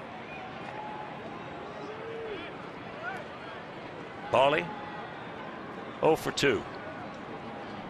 He's had some trouble with McAllister. Now just 2 for 14. Takes ball 1. 3 runs, 4 hits, no errors for our guys. No runs, 2 hits, no errors for their guys.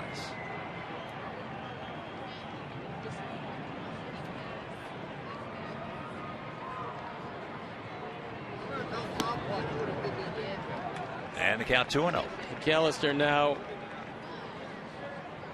over the 100 pitch mark. So one way or the other, you would think that this would be his last inning if in fact he does survive this one.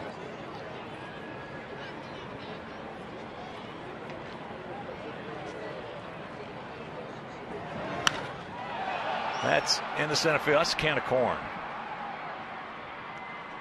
But not before the 2-run homer. Alex Rios. His 6th. And we lead at 3-0.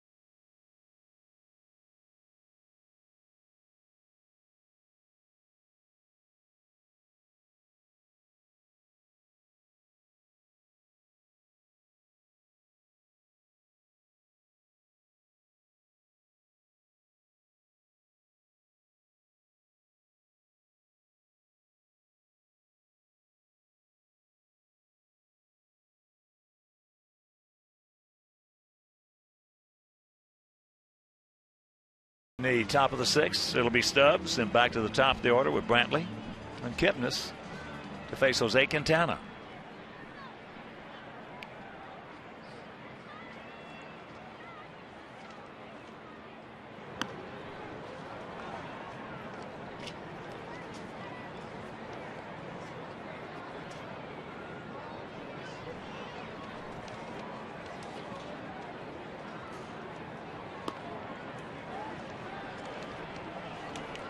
Two and 0 the count. There you look at some pretty impressive numbers so far.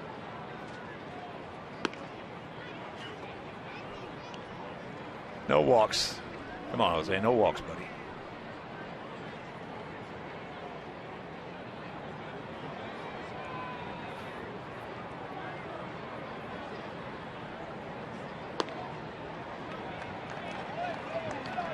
The dreaded leadoff walk.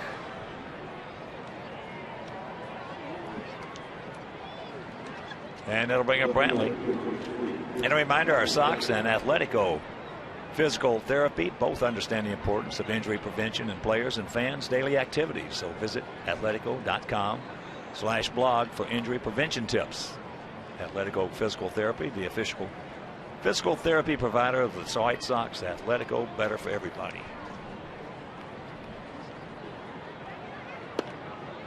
First pitch strike. Brantley 1 for 2. He's popped a short and picked up their first hit. Leading off the fourth inning. He's really the only Indian in the 2 games that Quintana has thrown against him who's had consistently pretty good at bats.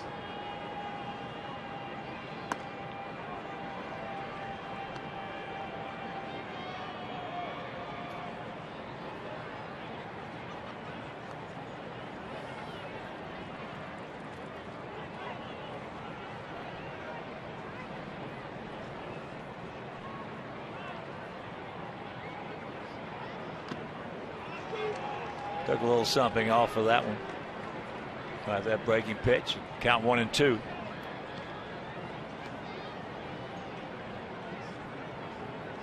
Top of the ninth in Washington. Cardinals leading 4-2. That was Steven Strasburg in that one. They got to him with 3 runs in the first inning, courtesy of an error, but 3 nonetheless. There he goes. And there's the base hit. So Stubbs will make the round. Go into third. That leadoff walk will get you in a lot of trouble. And Brantley continues his mastery of Jose Quintana. Perfectly executed hit and run. You see Lexi going to cover at second base, vacating the left side.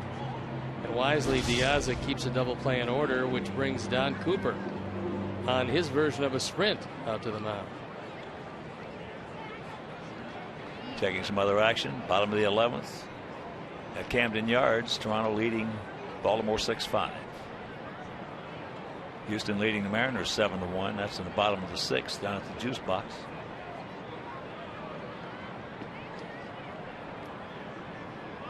It's Nate Jones just starting to get loose in the bullpen.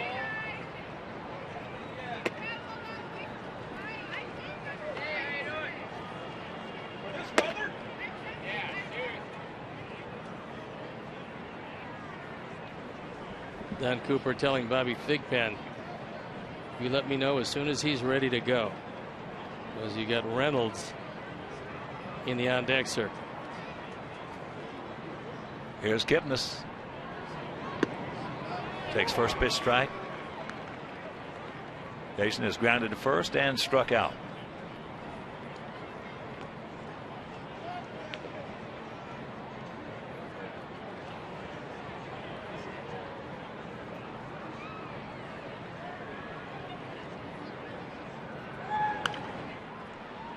Very quickly, the count 0-2.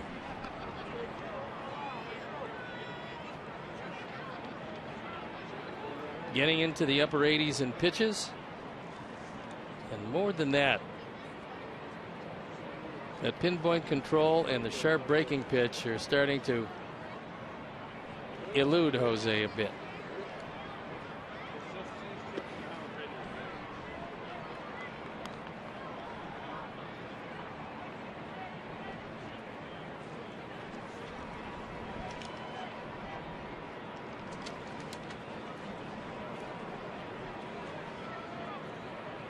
Brantley a decent lead over there.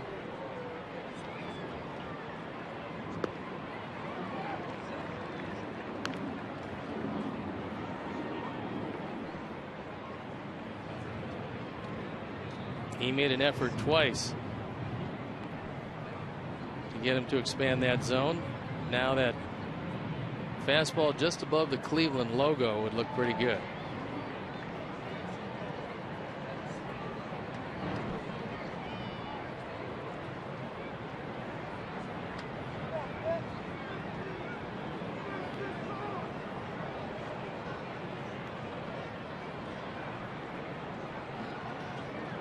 Valley now just a little bigger lead. 2-2. Base hit. Went with yet another slider, and it's not breaking all that well. So runners stay at the corners. And now it's a 3-1 game.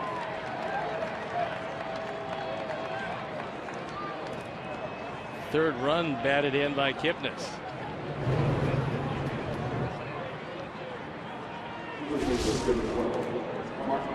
Tyler Flowers wants it low and away.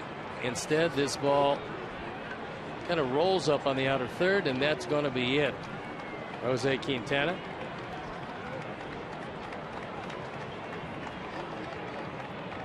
He'll leave the tying runs on base with nobody out here in the top of the sixth. So Nate Jones will come in. We'll step out and be back after these messages.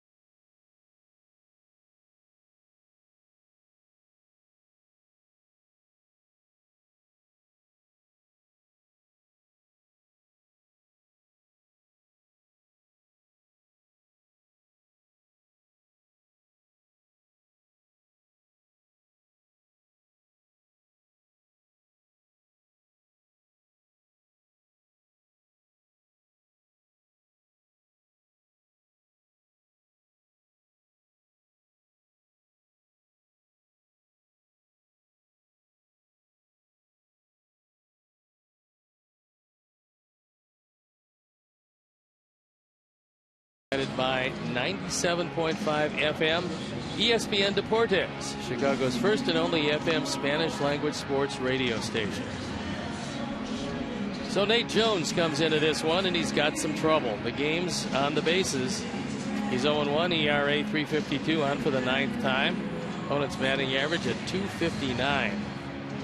Control occasionally has eluded him, but the hard-throwing right-hander, when he does get that slider in the zone, there's not too many people who can hit it.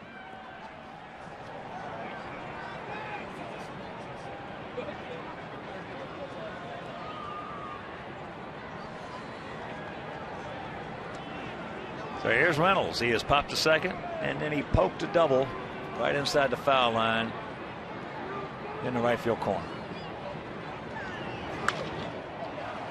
That's into right field. Brantley's going to tag, and he will score, and it's a 3-2 ball game. Our bat number 19 from Mark Reynolds. Went up there looking for a ball that he could hit in the air, and he did just that.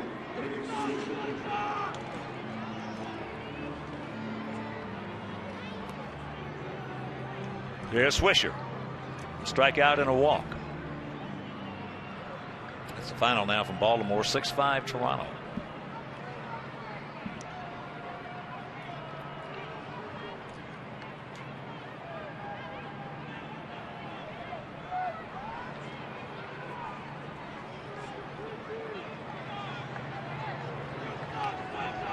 field. They're spread out a little bit. Small gap out there in left center as there goes the runner. And the tying run at second. Well, that time Kipnis actually tipped that he was going because he was leaning so far to his right. If you take a look at him, he was leaning more that time to his right than he's been. Throw was nowhere close. Kipnis had a great jump and he beat it. And Alexei's got to jockey in a little bit. Swisher, a little tardy. That one at 96.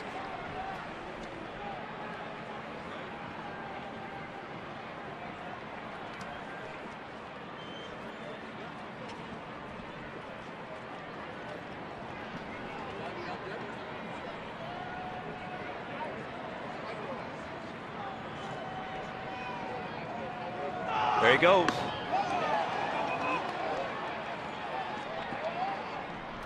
That's going to be a stolen base because even if Tyler Flowers does come up with it, and he had very little chance to do that, wasn't about to throw out Kipnis because Nate Jones never looked at him at second. Well,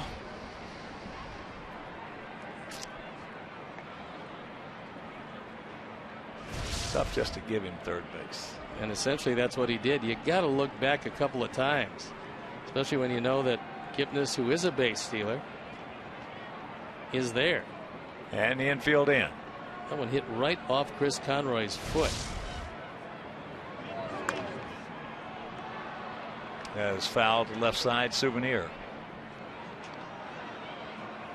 The biggest problem in this situation is the pitch that Nate probably would like to get him on, assuming that nobody was on, would be a low end slider. But you do have the tying run 90 feet away. We'll look in, see what Tyler is going to call here. There's that slider. He's got to be ready to block it.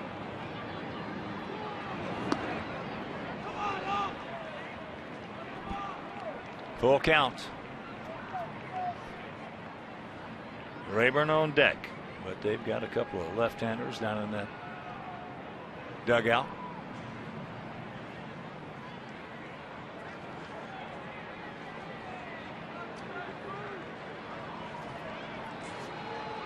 The 3-2 pitch. He gone. Stayed with it. He knew how he wanted to get him. Rayburn's going to hit for himself, but bear in mind as we move along in this one, they still have Cabrera and Santana, who didn't start today. And there's that little slider. Doesn't move much. This one wasn't like his big downer that he throws down and in, but he did fan Swisher. Big out.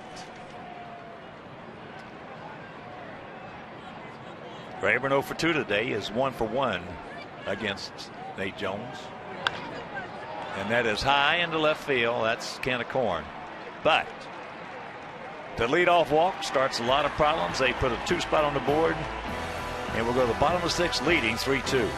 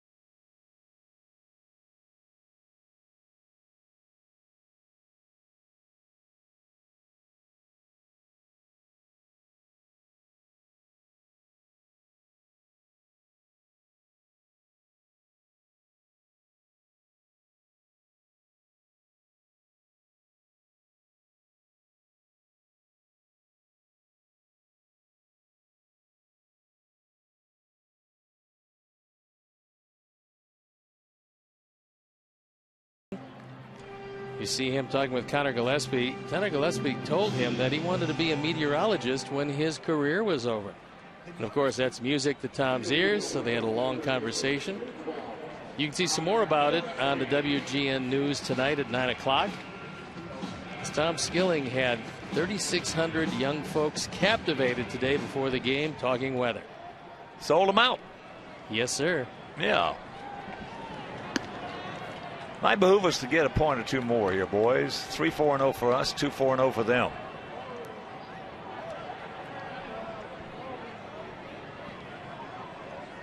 Connors grounded to first and walked. And pops up to first.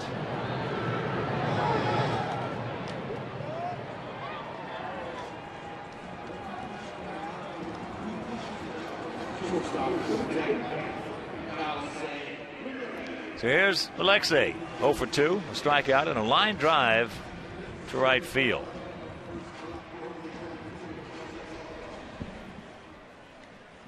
It was caught. Outfield straight up, spread out about equidistant. There's just a rolling breaking ball. 1-0.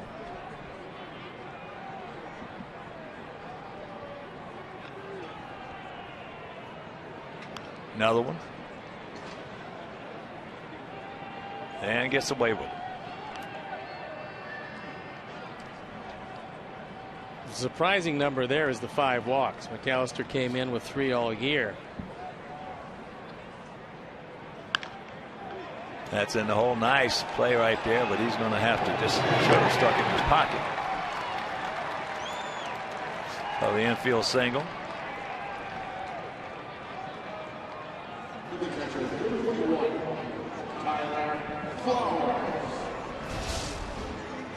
Hard hit ball by Ramirez. Once Aviles does have it, you really can't do anything. You're not going to throw it very many people in this league from there on one knee. It's always amazed me the way infielders want to finish it off with that throw, regardless if they know they can't get them. And the logic being, well, the guy's liable to trip going down the line. Well, let me ask you this: how many times is a guy going to trip versus the time guy's going to make a bad throw? Well, usually only bad things can happen if you make the throw. And McAllister is very vulnerable here, and before that bullpen can come in, let's see if we can do some more damage to him. He's at the 107 pitch mark, and Lou Marson was looking over into the dugout as he went to back up first base on that play. He came back looking over in the dugout as if to say to Terry Francona, stuff isn't quite as sharp. There's a little pop up in the short right field. Rayburn coming on. And that's out number 2. So Tyler now 0 for 3. Rayburn got a bit of a late start on that, and so here comes Terry Francona, who allowed McAllister to face 3 hitters. And so far, well, now he's signaled that's going to be it for him. So as he steps out, we'll step in and be back after these messages.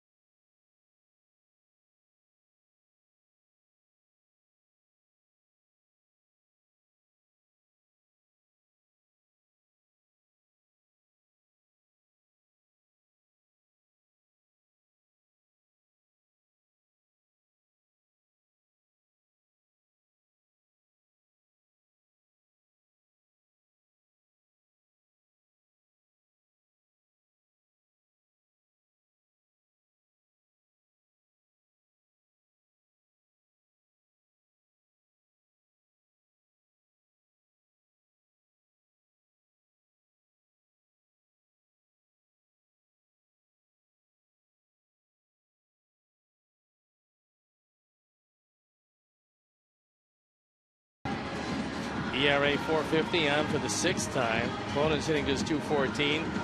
He's become a situational left-hander after starting his career with the Chicago Cubs. They thought he was going to be one of their great starters of the future. Hasn't worked out that way, but he's found a home in the Tribe pen. Here's Blake to Cody. Well, Frank Allen knows one thing. Alexei, if he had left Kinsey out there, McAllister, I should say, that Alexei was going to steal second. Probably on the first pitch. Pitch out or no pitch out.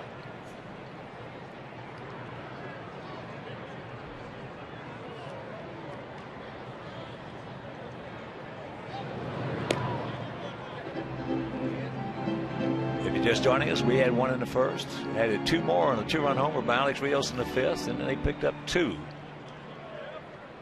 Helped with a leadoff walk there in the top of the 6th. That's where we are right now, the bottom of the 6th.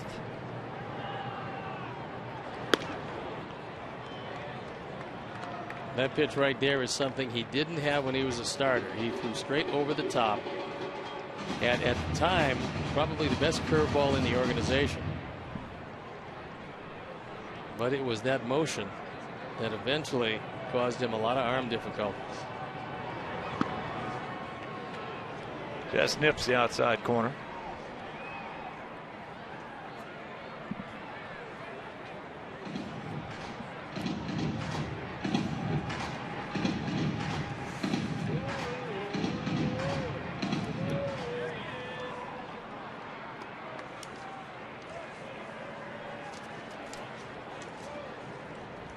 They got him picked off.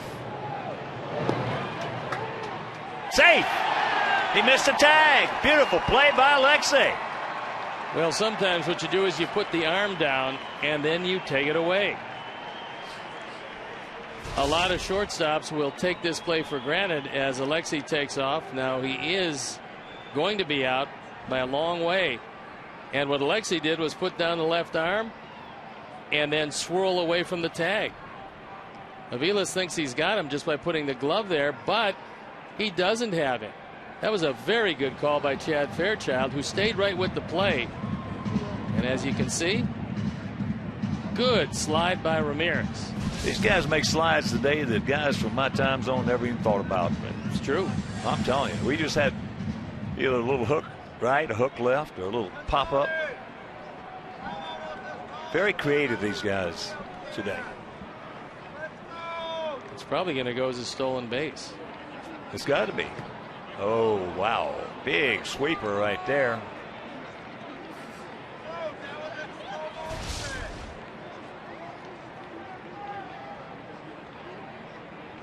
That ball broke a good 5 feet.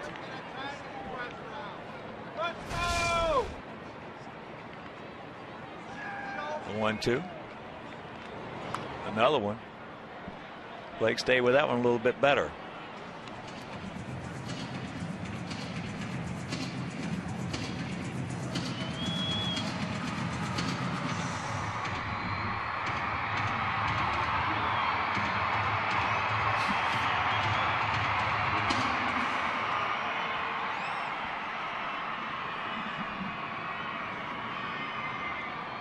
Right here, Blake. Stay with him, buddy.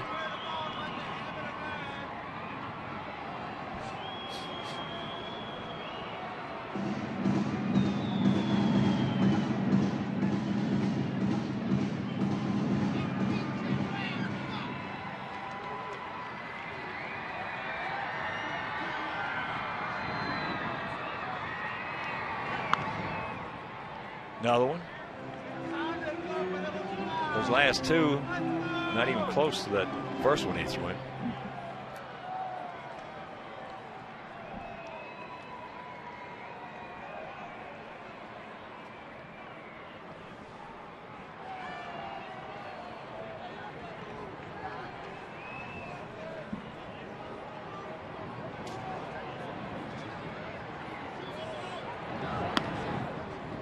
And a 2-2 count.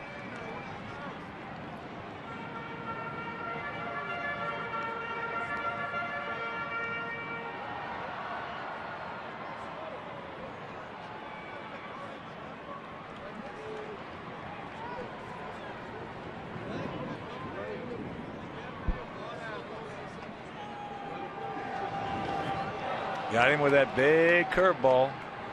And he throws it high, and he just does come down in time. Marson almost gave us a run right there, a little higher, and Alexei would have scored, but we're into the 7th, leading 3-2.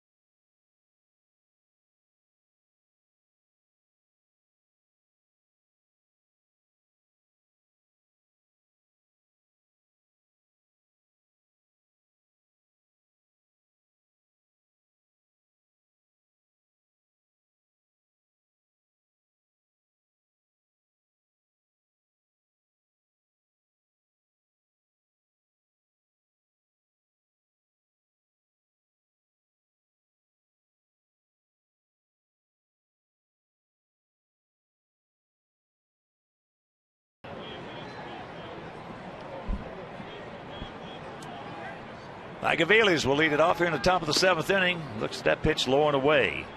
Gaviles has grounded to third very hard, and he's grounded softly to second. Outfield shading him slightly to the right. They're spread out. Come on, Nate. No walks, buddy. You don't have to be that fine. You're just throwing 96, 97, 98.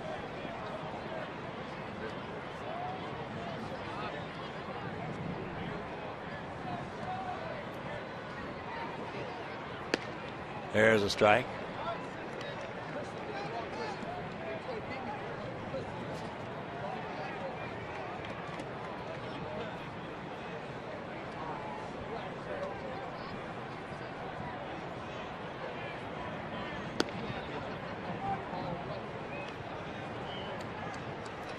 Three and one.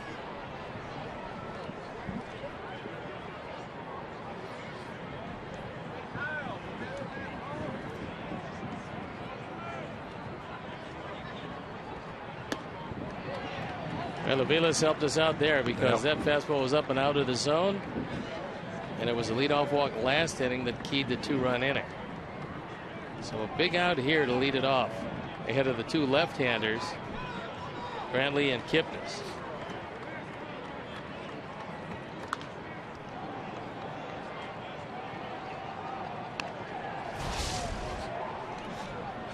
Here's our AT&T U-verse replay, and this ball almost gets over the head of Reynolds. Find out what's possible with products and services from AT&T. Rethink possible.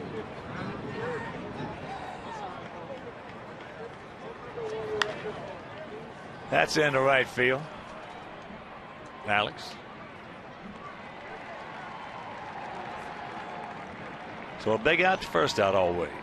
Here's Chisenhall. He is lined out a low line drive into left field that Diaz stayed with it and made the catch, and he is fouled out to Gillespie. We told you about the 2 switch hitters that Terry Francona has available on the bench. One of them, Carlos Santana, has been hitting the ball pretty well of late.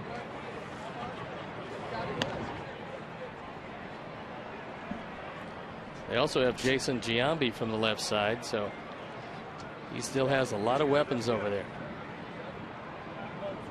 Indians have only used one pinch hitter all year long.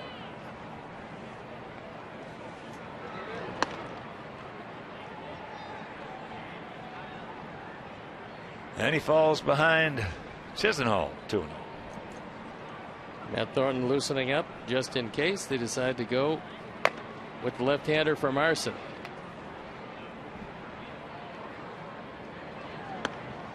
Come on, Nate. Come back and get him. 3-0 the count.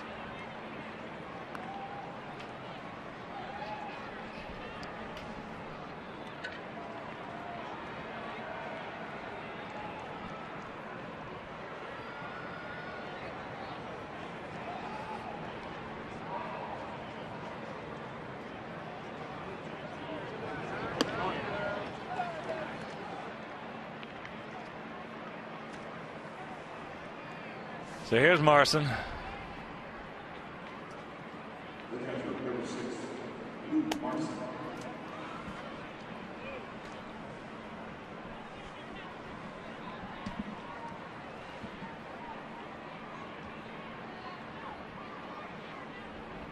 Marson 0 for 2. He's gone out to left and fouled out to right. Chisenhall has yet to attempt the stolen base, and he's just got a short lead over there.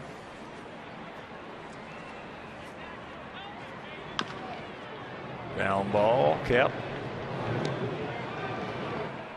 They get the lead man. 2 down.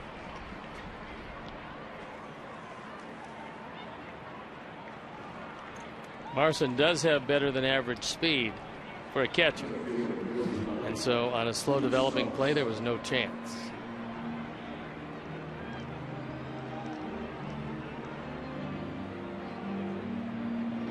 So here's Stubbs.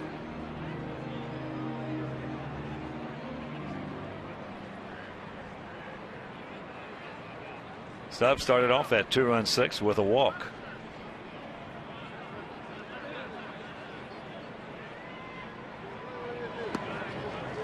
Takes ball 1.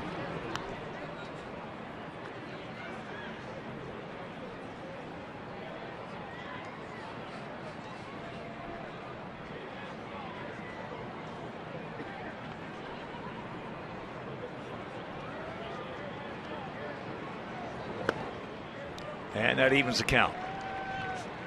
2 out, 1-1 to count here in the top of the 7th. 3-5-0 for us, 2-4-0 for them.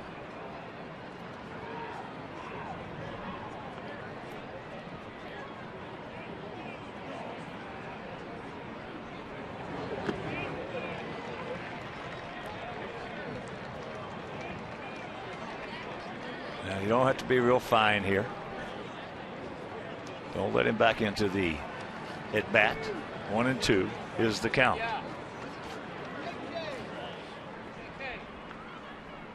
Stubbs fan 166 times last year because he swings at just about everything. And a reminder, make your plans to be with us tomorrow night. First of 4 with Joe Madden's Tampa Bay Rays. Chris Sale against Jeremy Hellickson. Thursday, Friday, Saturday, and Sunday against Tampa Bay. 2-2 the count. Tampa Bay still has one night game to play against the Yankees. That in Tampa Bay.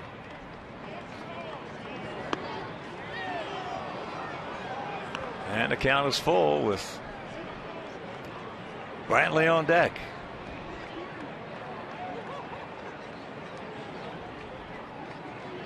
Adam Dunn should be probably a step behind Marson at first base, but they decided to play him in front. And that is popped up. Thank you very much. Watch out. Come on. That gummit. That'll retire the sides. 7th inning stretch. We lead at 3-2.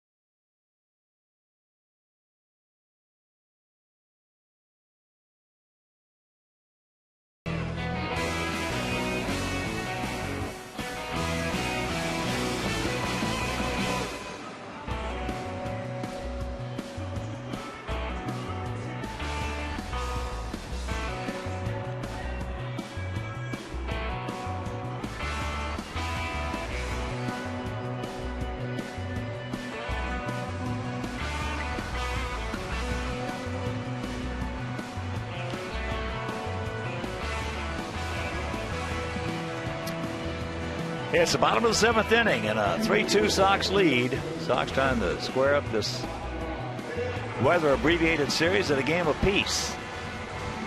Well, taking a look at Rich Hill, he does something that most left-handers don't do, and that is he actually falls off the mound to the first base side. So that sets up a little push bunt to the third base side.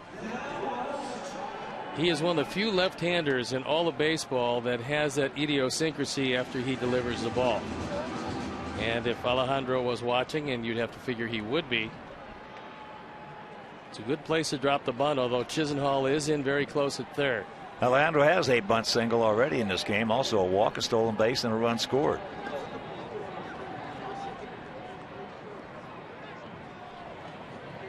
Start us off right here, Alejandro.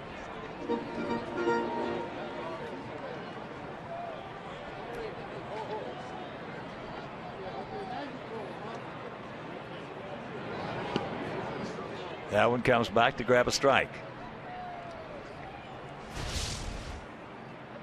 98% of left-hand pitchers will fall off the mound to the third base side. And Hill, even though he's a breaking ball pitcher these days, comes off the mound right at the first base dugout. There's a high rolling curveball. It's foul. Well, it's a good trick if you can do it, because you're going to hide the ball a little bit better. Pretty hard to do, because you figure, especially when you're coming across with the slider, in order to get it outside, you've got to follow through. In order to follow through, you usually have to fall off the third base side, but for some reason he doesn't do it that way, and apparently he makes it work for him.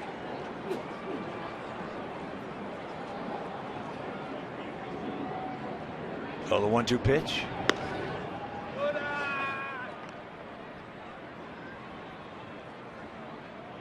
The pen is up for the Tribe. Nick Hagedorn and Brian Shaw.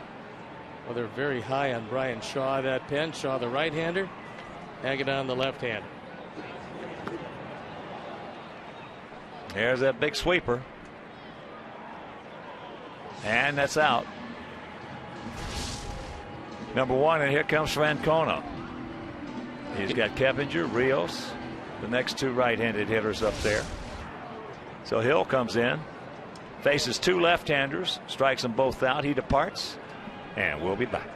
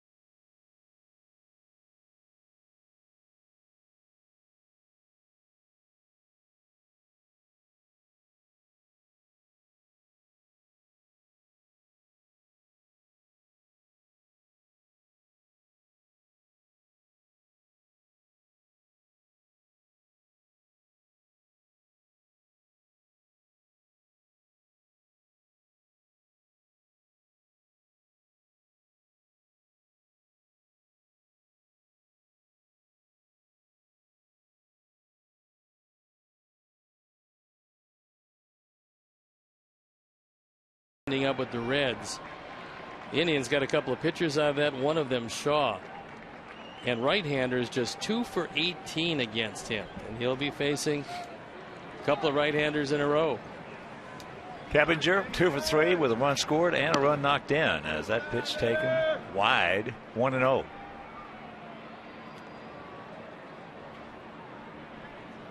Now Field shading him around to the right. A lot of room between Brantley and that left field line. And that's back up the middle. Takes a nice Hawthorne Woods bounce for Kipnis.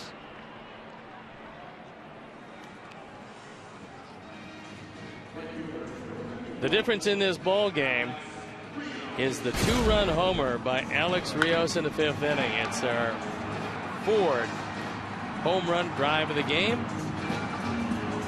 He got it off an 0-2 pitch, a high fastball middle in. That made it 3-0 at the time. Outfield straight up, spread out about equidistance. Breaking ball strike, Alex, with Dunn on deck.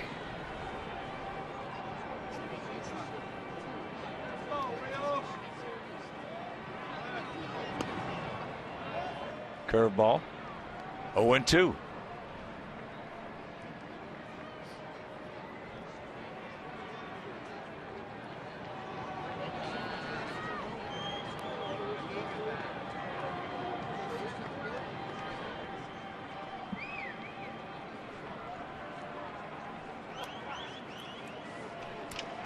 And a reminder, the first 10,000 children 13 and under will receive a White Sox wall cling on Sunday, May 26th, presented by Radio Disney. Radio Disney Chicago.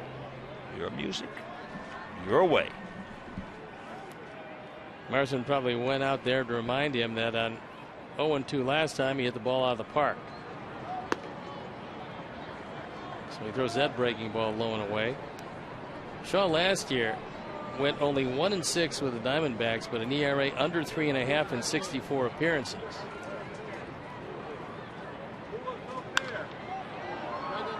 That's into right field. So a quick 1-2-3 inning for the D-backs, and we'll go to the 8th, leading by 1.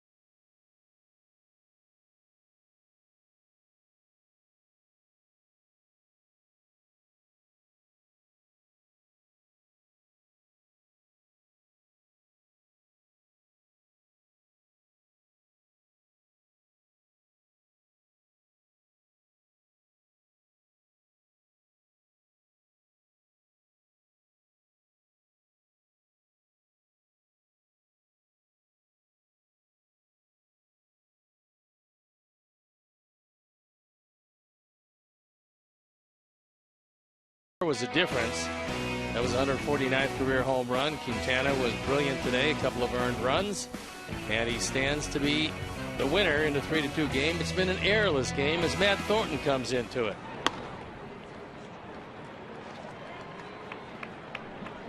He's going to face the top of the order. Brantley, Kipnis, and Reynolds. There you look at the numbers. 0-1 on for the 9th time. Brantley 2 for 3 in this game. Make it 2 for 4. Your Chicagoland and Northwest Indiana Honda dealers, as reliable as the cars themselves. Here's Kipnis. 1 for 3, an RBI, a couple stolen bases. He's faced Thornton 4 times and he has drawn the column.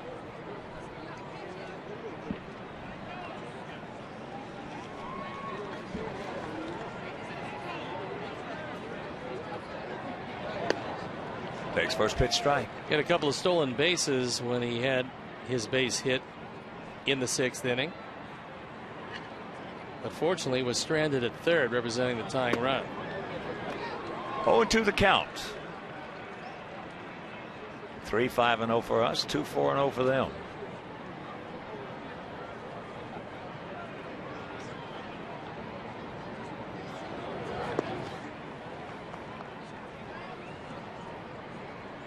Terry Francona, whose team was not real aggressive coming into this series. They had 5 stolen bases all year.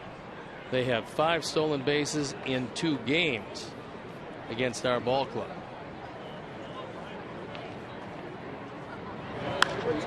That ball hit deep into left field. Piazza now makes the circle. 2 down. Well, Terry still, you can go through spring training all you want, because you're facing a lot of guys you'll never see again. He's still got to learn what his club cannot do, and then don't ask him to do it. That's probably the most important aspect of managing, because what a player can do just jumps out at you. Everybody knows that. Knowing what they can't do takes some time, some patience, and some observation. And any new manager, he can guess. He's played against him in the other dugout. He just hasn't played with him in his own dugout. So looks like that's going to be it for Matt Thornton as Robin goes to the pen. He wants Jesse Crane. So as Matt steps out and Jesse steps in, we'll depart and be back after these messages.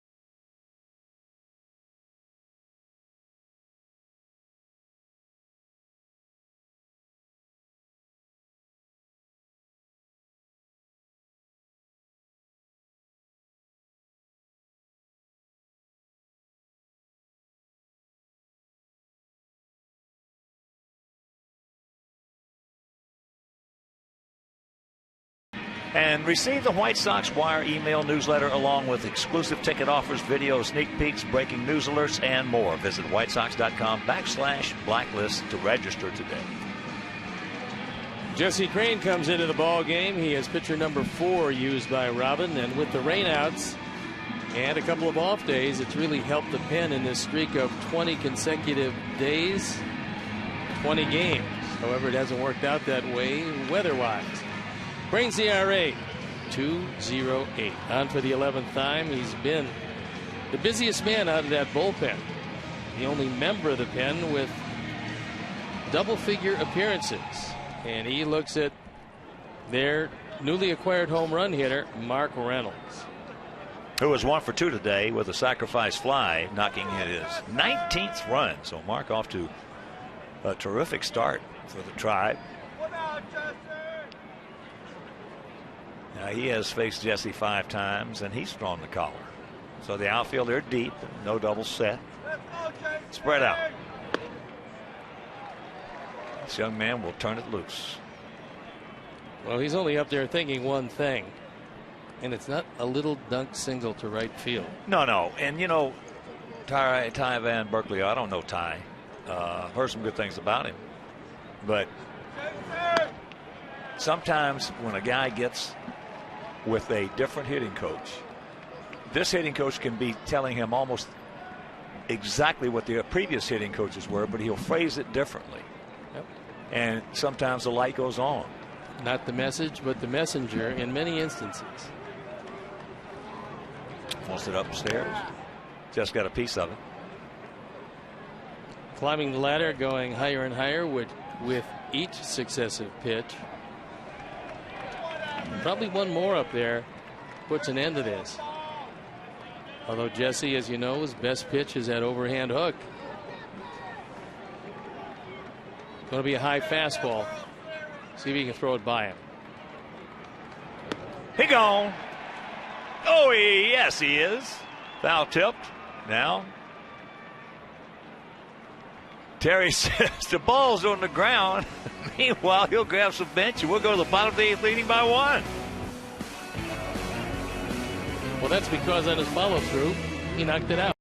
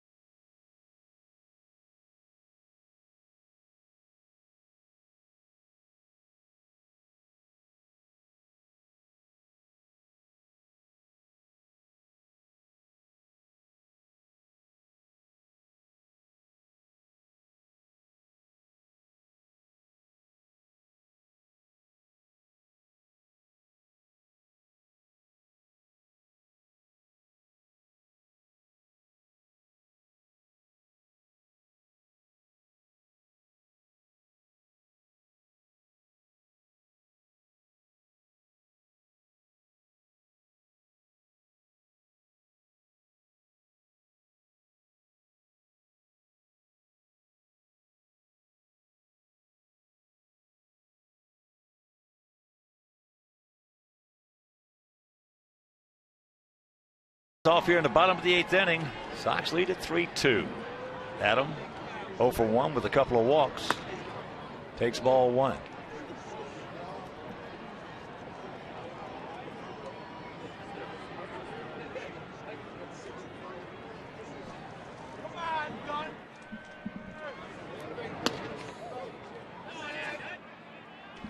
Count evens at 1. You'd just like to stay at bat long enough for those shadows to creep squarely across home plate. Right now the visibility is still good, but when Addison Reed comes into this, you'd like it to be just a little bit worse. And as you can see where the shadows are moving, once the shadows from the light standard get between the pitcher and the hitter, the ball will come to you sequentially. 2-2.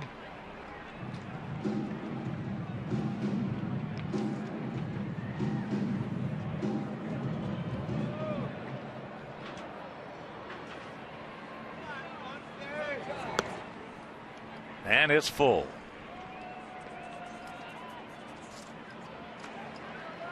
There's a look at Addison Reed. He needs about another 2 or 3 minutes for that light standard to creep across home plate. Just got a piece of it. The Indians feel their bullpen is much improved with the addition of Shaw, certainly, because they already have Pastano and Perez, along with Joe Smith. 3 pretty good guys from the right side. Now Shaw makes it 4, and Rich Hill appears to be a very good situational left-hand. Just got a piece of that.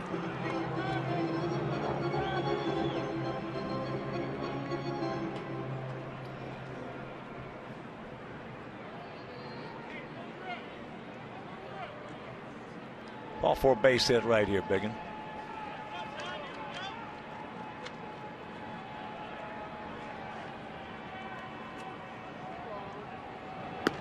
And there's ball 4. That's 3 of them today for Adam Dunn, who came in with just 4 walks all year.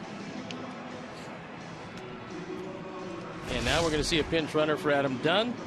And last year, Central Division champion Detroit Tigers are only 4-2 at home this year, but 3 of their sluggers have found Comerica Park to be very friendly.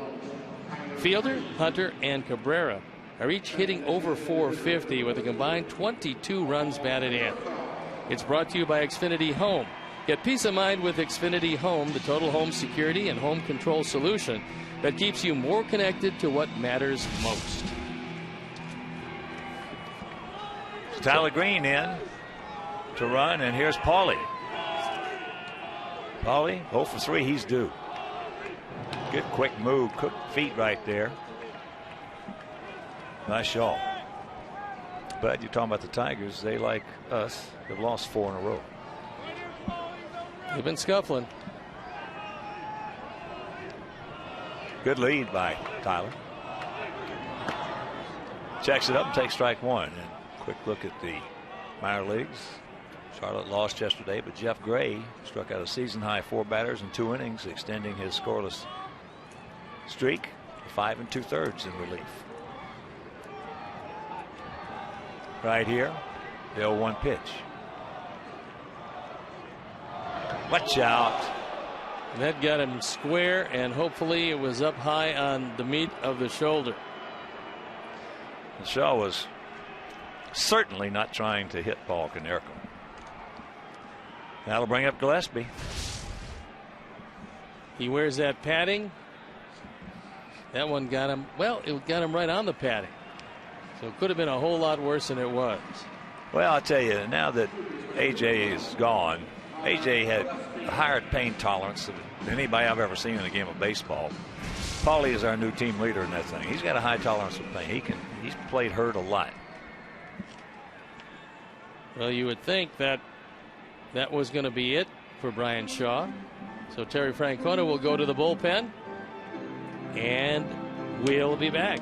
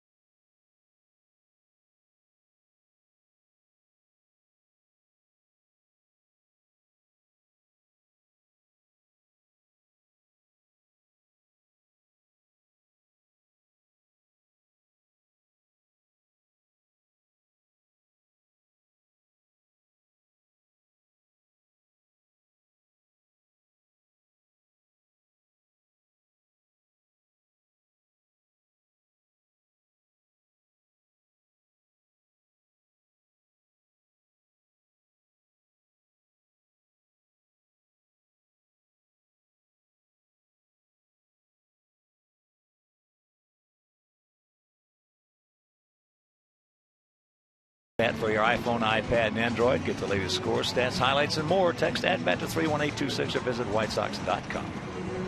With runners at first and second and nobody out here in the bottom of the 8th inning as our Sox look for a little insurance. Nick Hagedorn comes into the game. His ERA 193, on for the 5th time. At one point, he had the hopes and dreams of all of New England on his back as a minor leaguer with the Boston Red Sox, but he came over in a deal for Victor Martinez.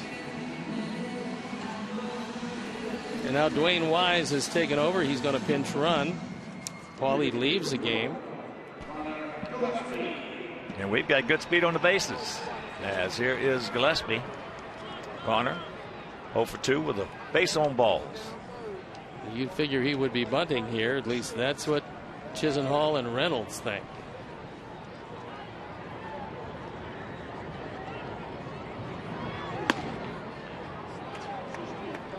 But apparently Robin doesn't think so. As Joe McEwing looks over in the dugout to see just exactly what Robin would like to put on now.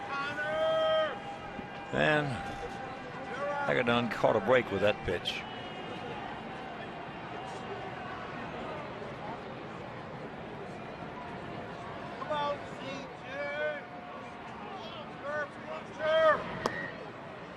Oh, and 2 the count.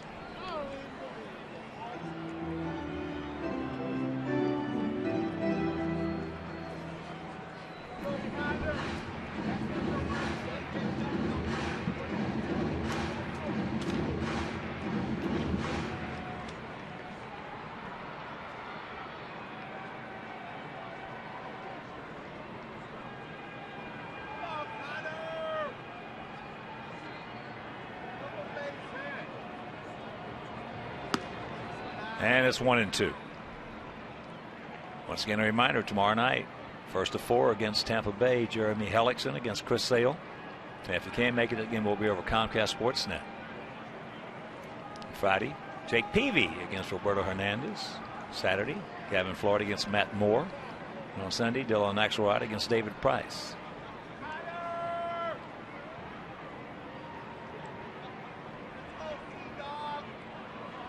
Last year, Hagedorn really didn't figure it out. He had 15 walks in 25 and a third innings. And this year, although the ERA has been good, he's had 4 walks in 4 innings, so control has been a factor. He does, however, have very good stuff. Yes, he does. But you gotta get it over that dish. As he got him. Big out right there. Men on first and second, nobody out. And that's going to be it for Hagedorn as he was called on to retire one hitter.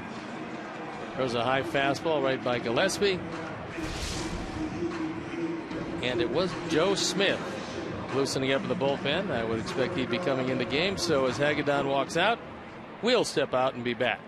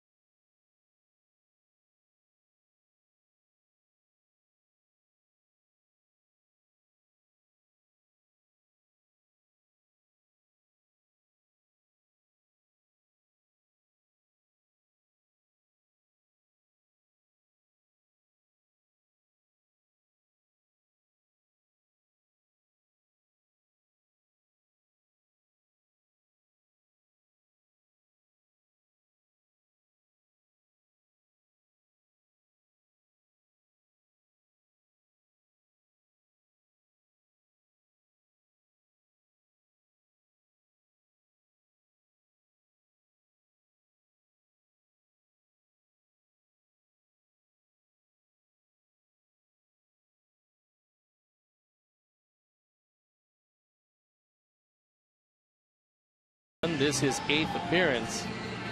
Opponents hitting almost nothing against him. 167. So inherits base runners at first and second for Alexei Ramirez.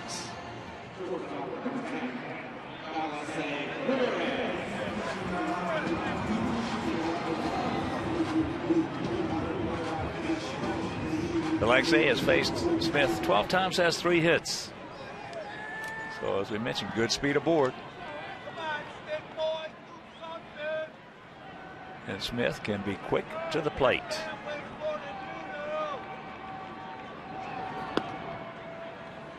Now a lot of people are going to say, well, why didn't Robin bunt Gillespie there?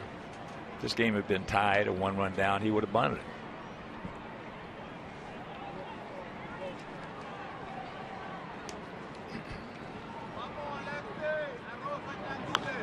Chops that foul.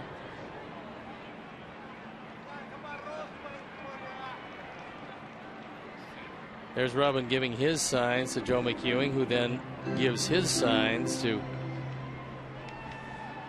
Alexei Ramirez, but also signs to the base runners to let them know what's going on, or if anything is going on. Yeah. And getting back to the bunt or no bunt, Gillespie been swinging the bat as well as anybody on the team. And this should be a rock 'em up. We'll go to the 9th.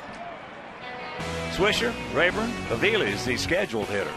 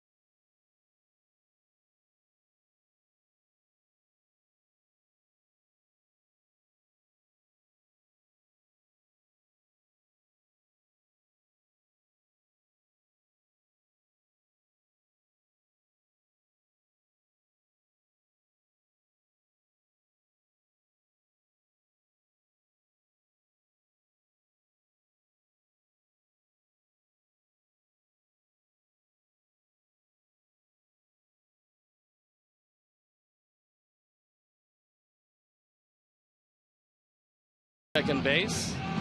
Jeff Keppinger slides over to first. And the closer, Addison Reed, comes on. ERA 1.13, on for the 9th time. 5 for 5 in save situations. He's entrusted a 1-run lead. Opponent's hitting 115. And he'll be looking at Swisher at least. And we'll see what Terry Francona decides to do with Rayburn, because he's got that left-handed thunder on the bench. Swish 0 for 2 in this game with a walk, and 0 for 2 lifetime against Addison. 3-5-0 for us, 2-4-0 for them. Starts them off with a changeup and a good one. Visibility right now a little difficult. We talked about the light standard. You can see exactly where it is.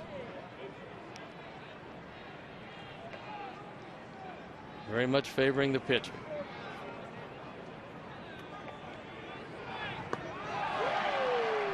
Another one. Well, you described it perfectly, because what you wanted, the last thing you wanted to do in the bottom of the eighth is have a quick 1, 2, 3. You don't want to do that. No.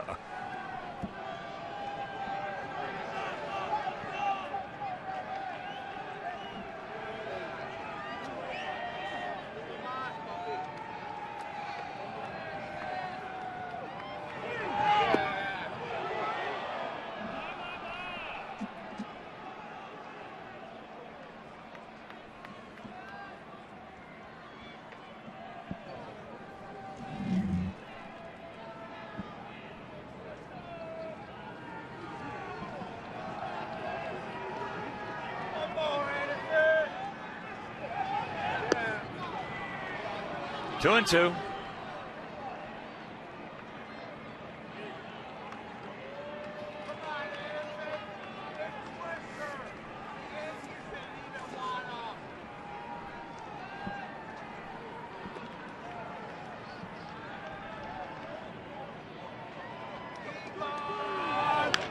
That ball hit high into center field.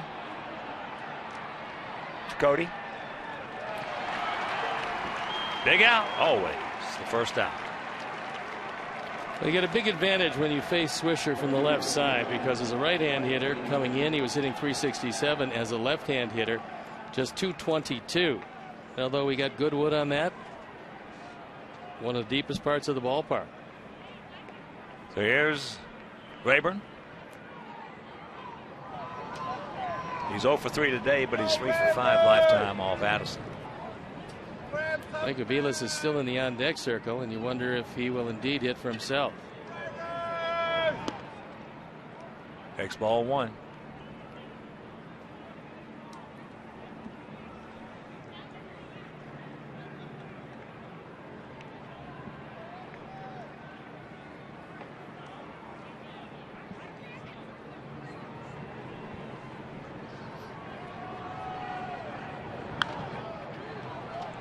That's back just over Stevie's head.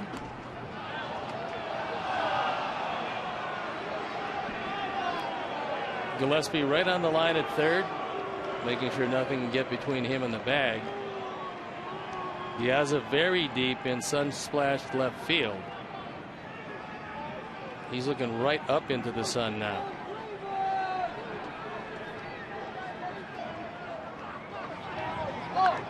Checks it up. There's a break. Yes, it is.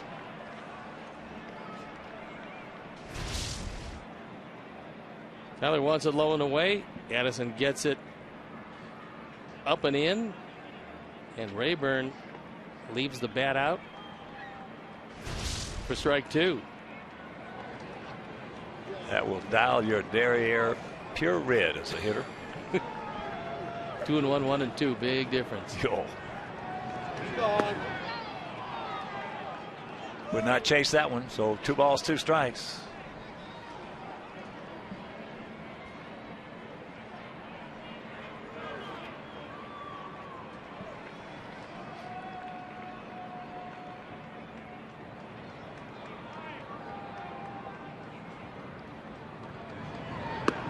He gone. Beauty. 2 down. This ball had part of the plate. Addison heats him up with a perfect fastball. He just dots it right into the glove of Tyler Flowers. When you do that, and Tyler just frames it there for Chris Conroy, who's had a whale of a game behind the plate. Every time we've had him, we had him a couple times last year. He was good behind the plate. Very good today.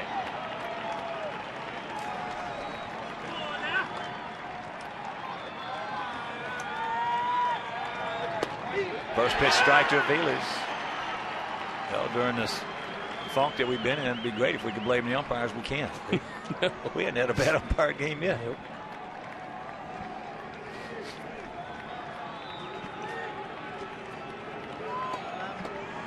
Aviles 0 for 3, a couple of grounders and a flyout.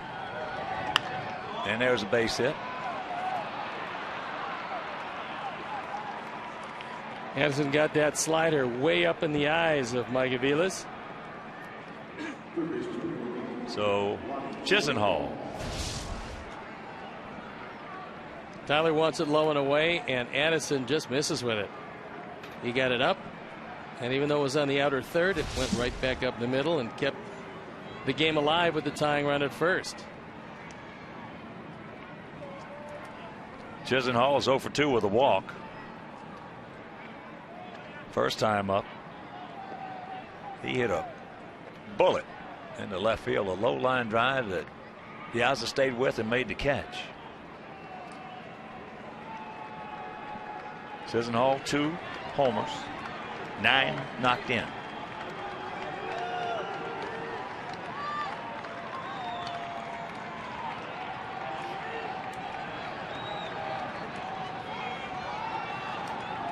Village just short lead. 0-1 to count to the 24-year-old third baseman.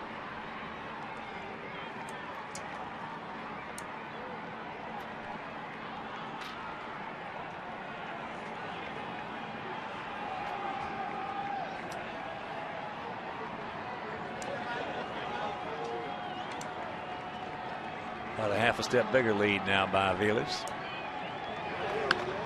Ball hit hard. Look at the play by Alexei. Yes!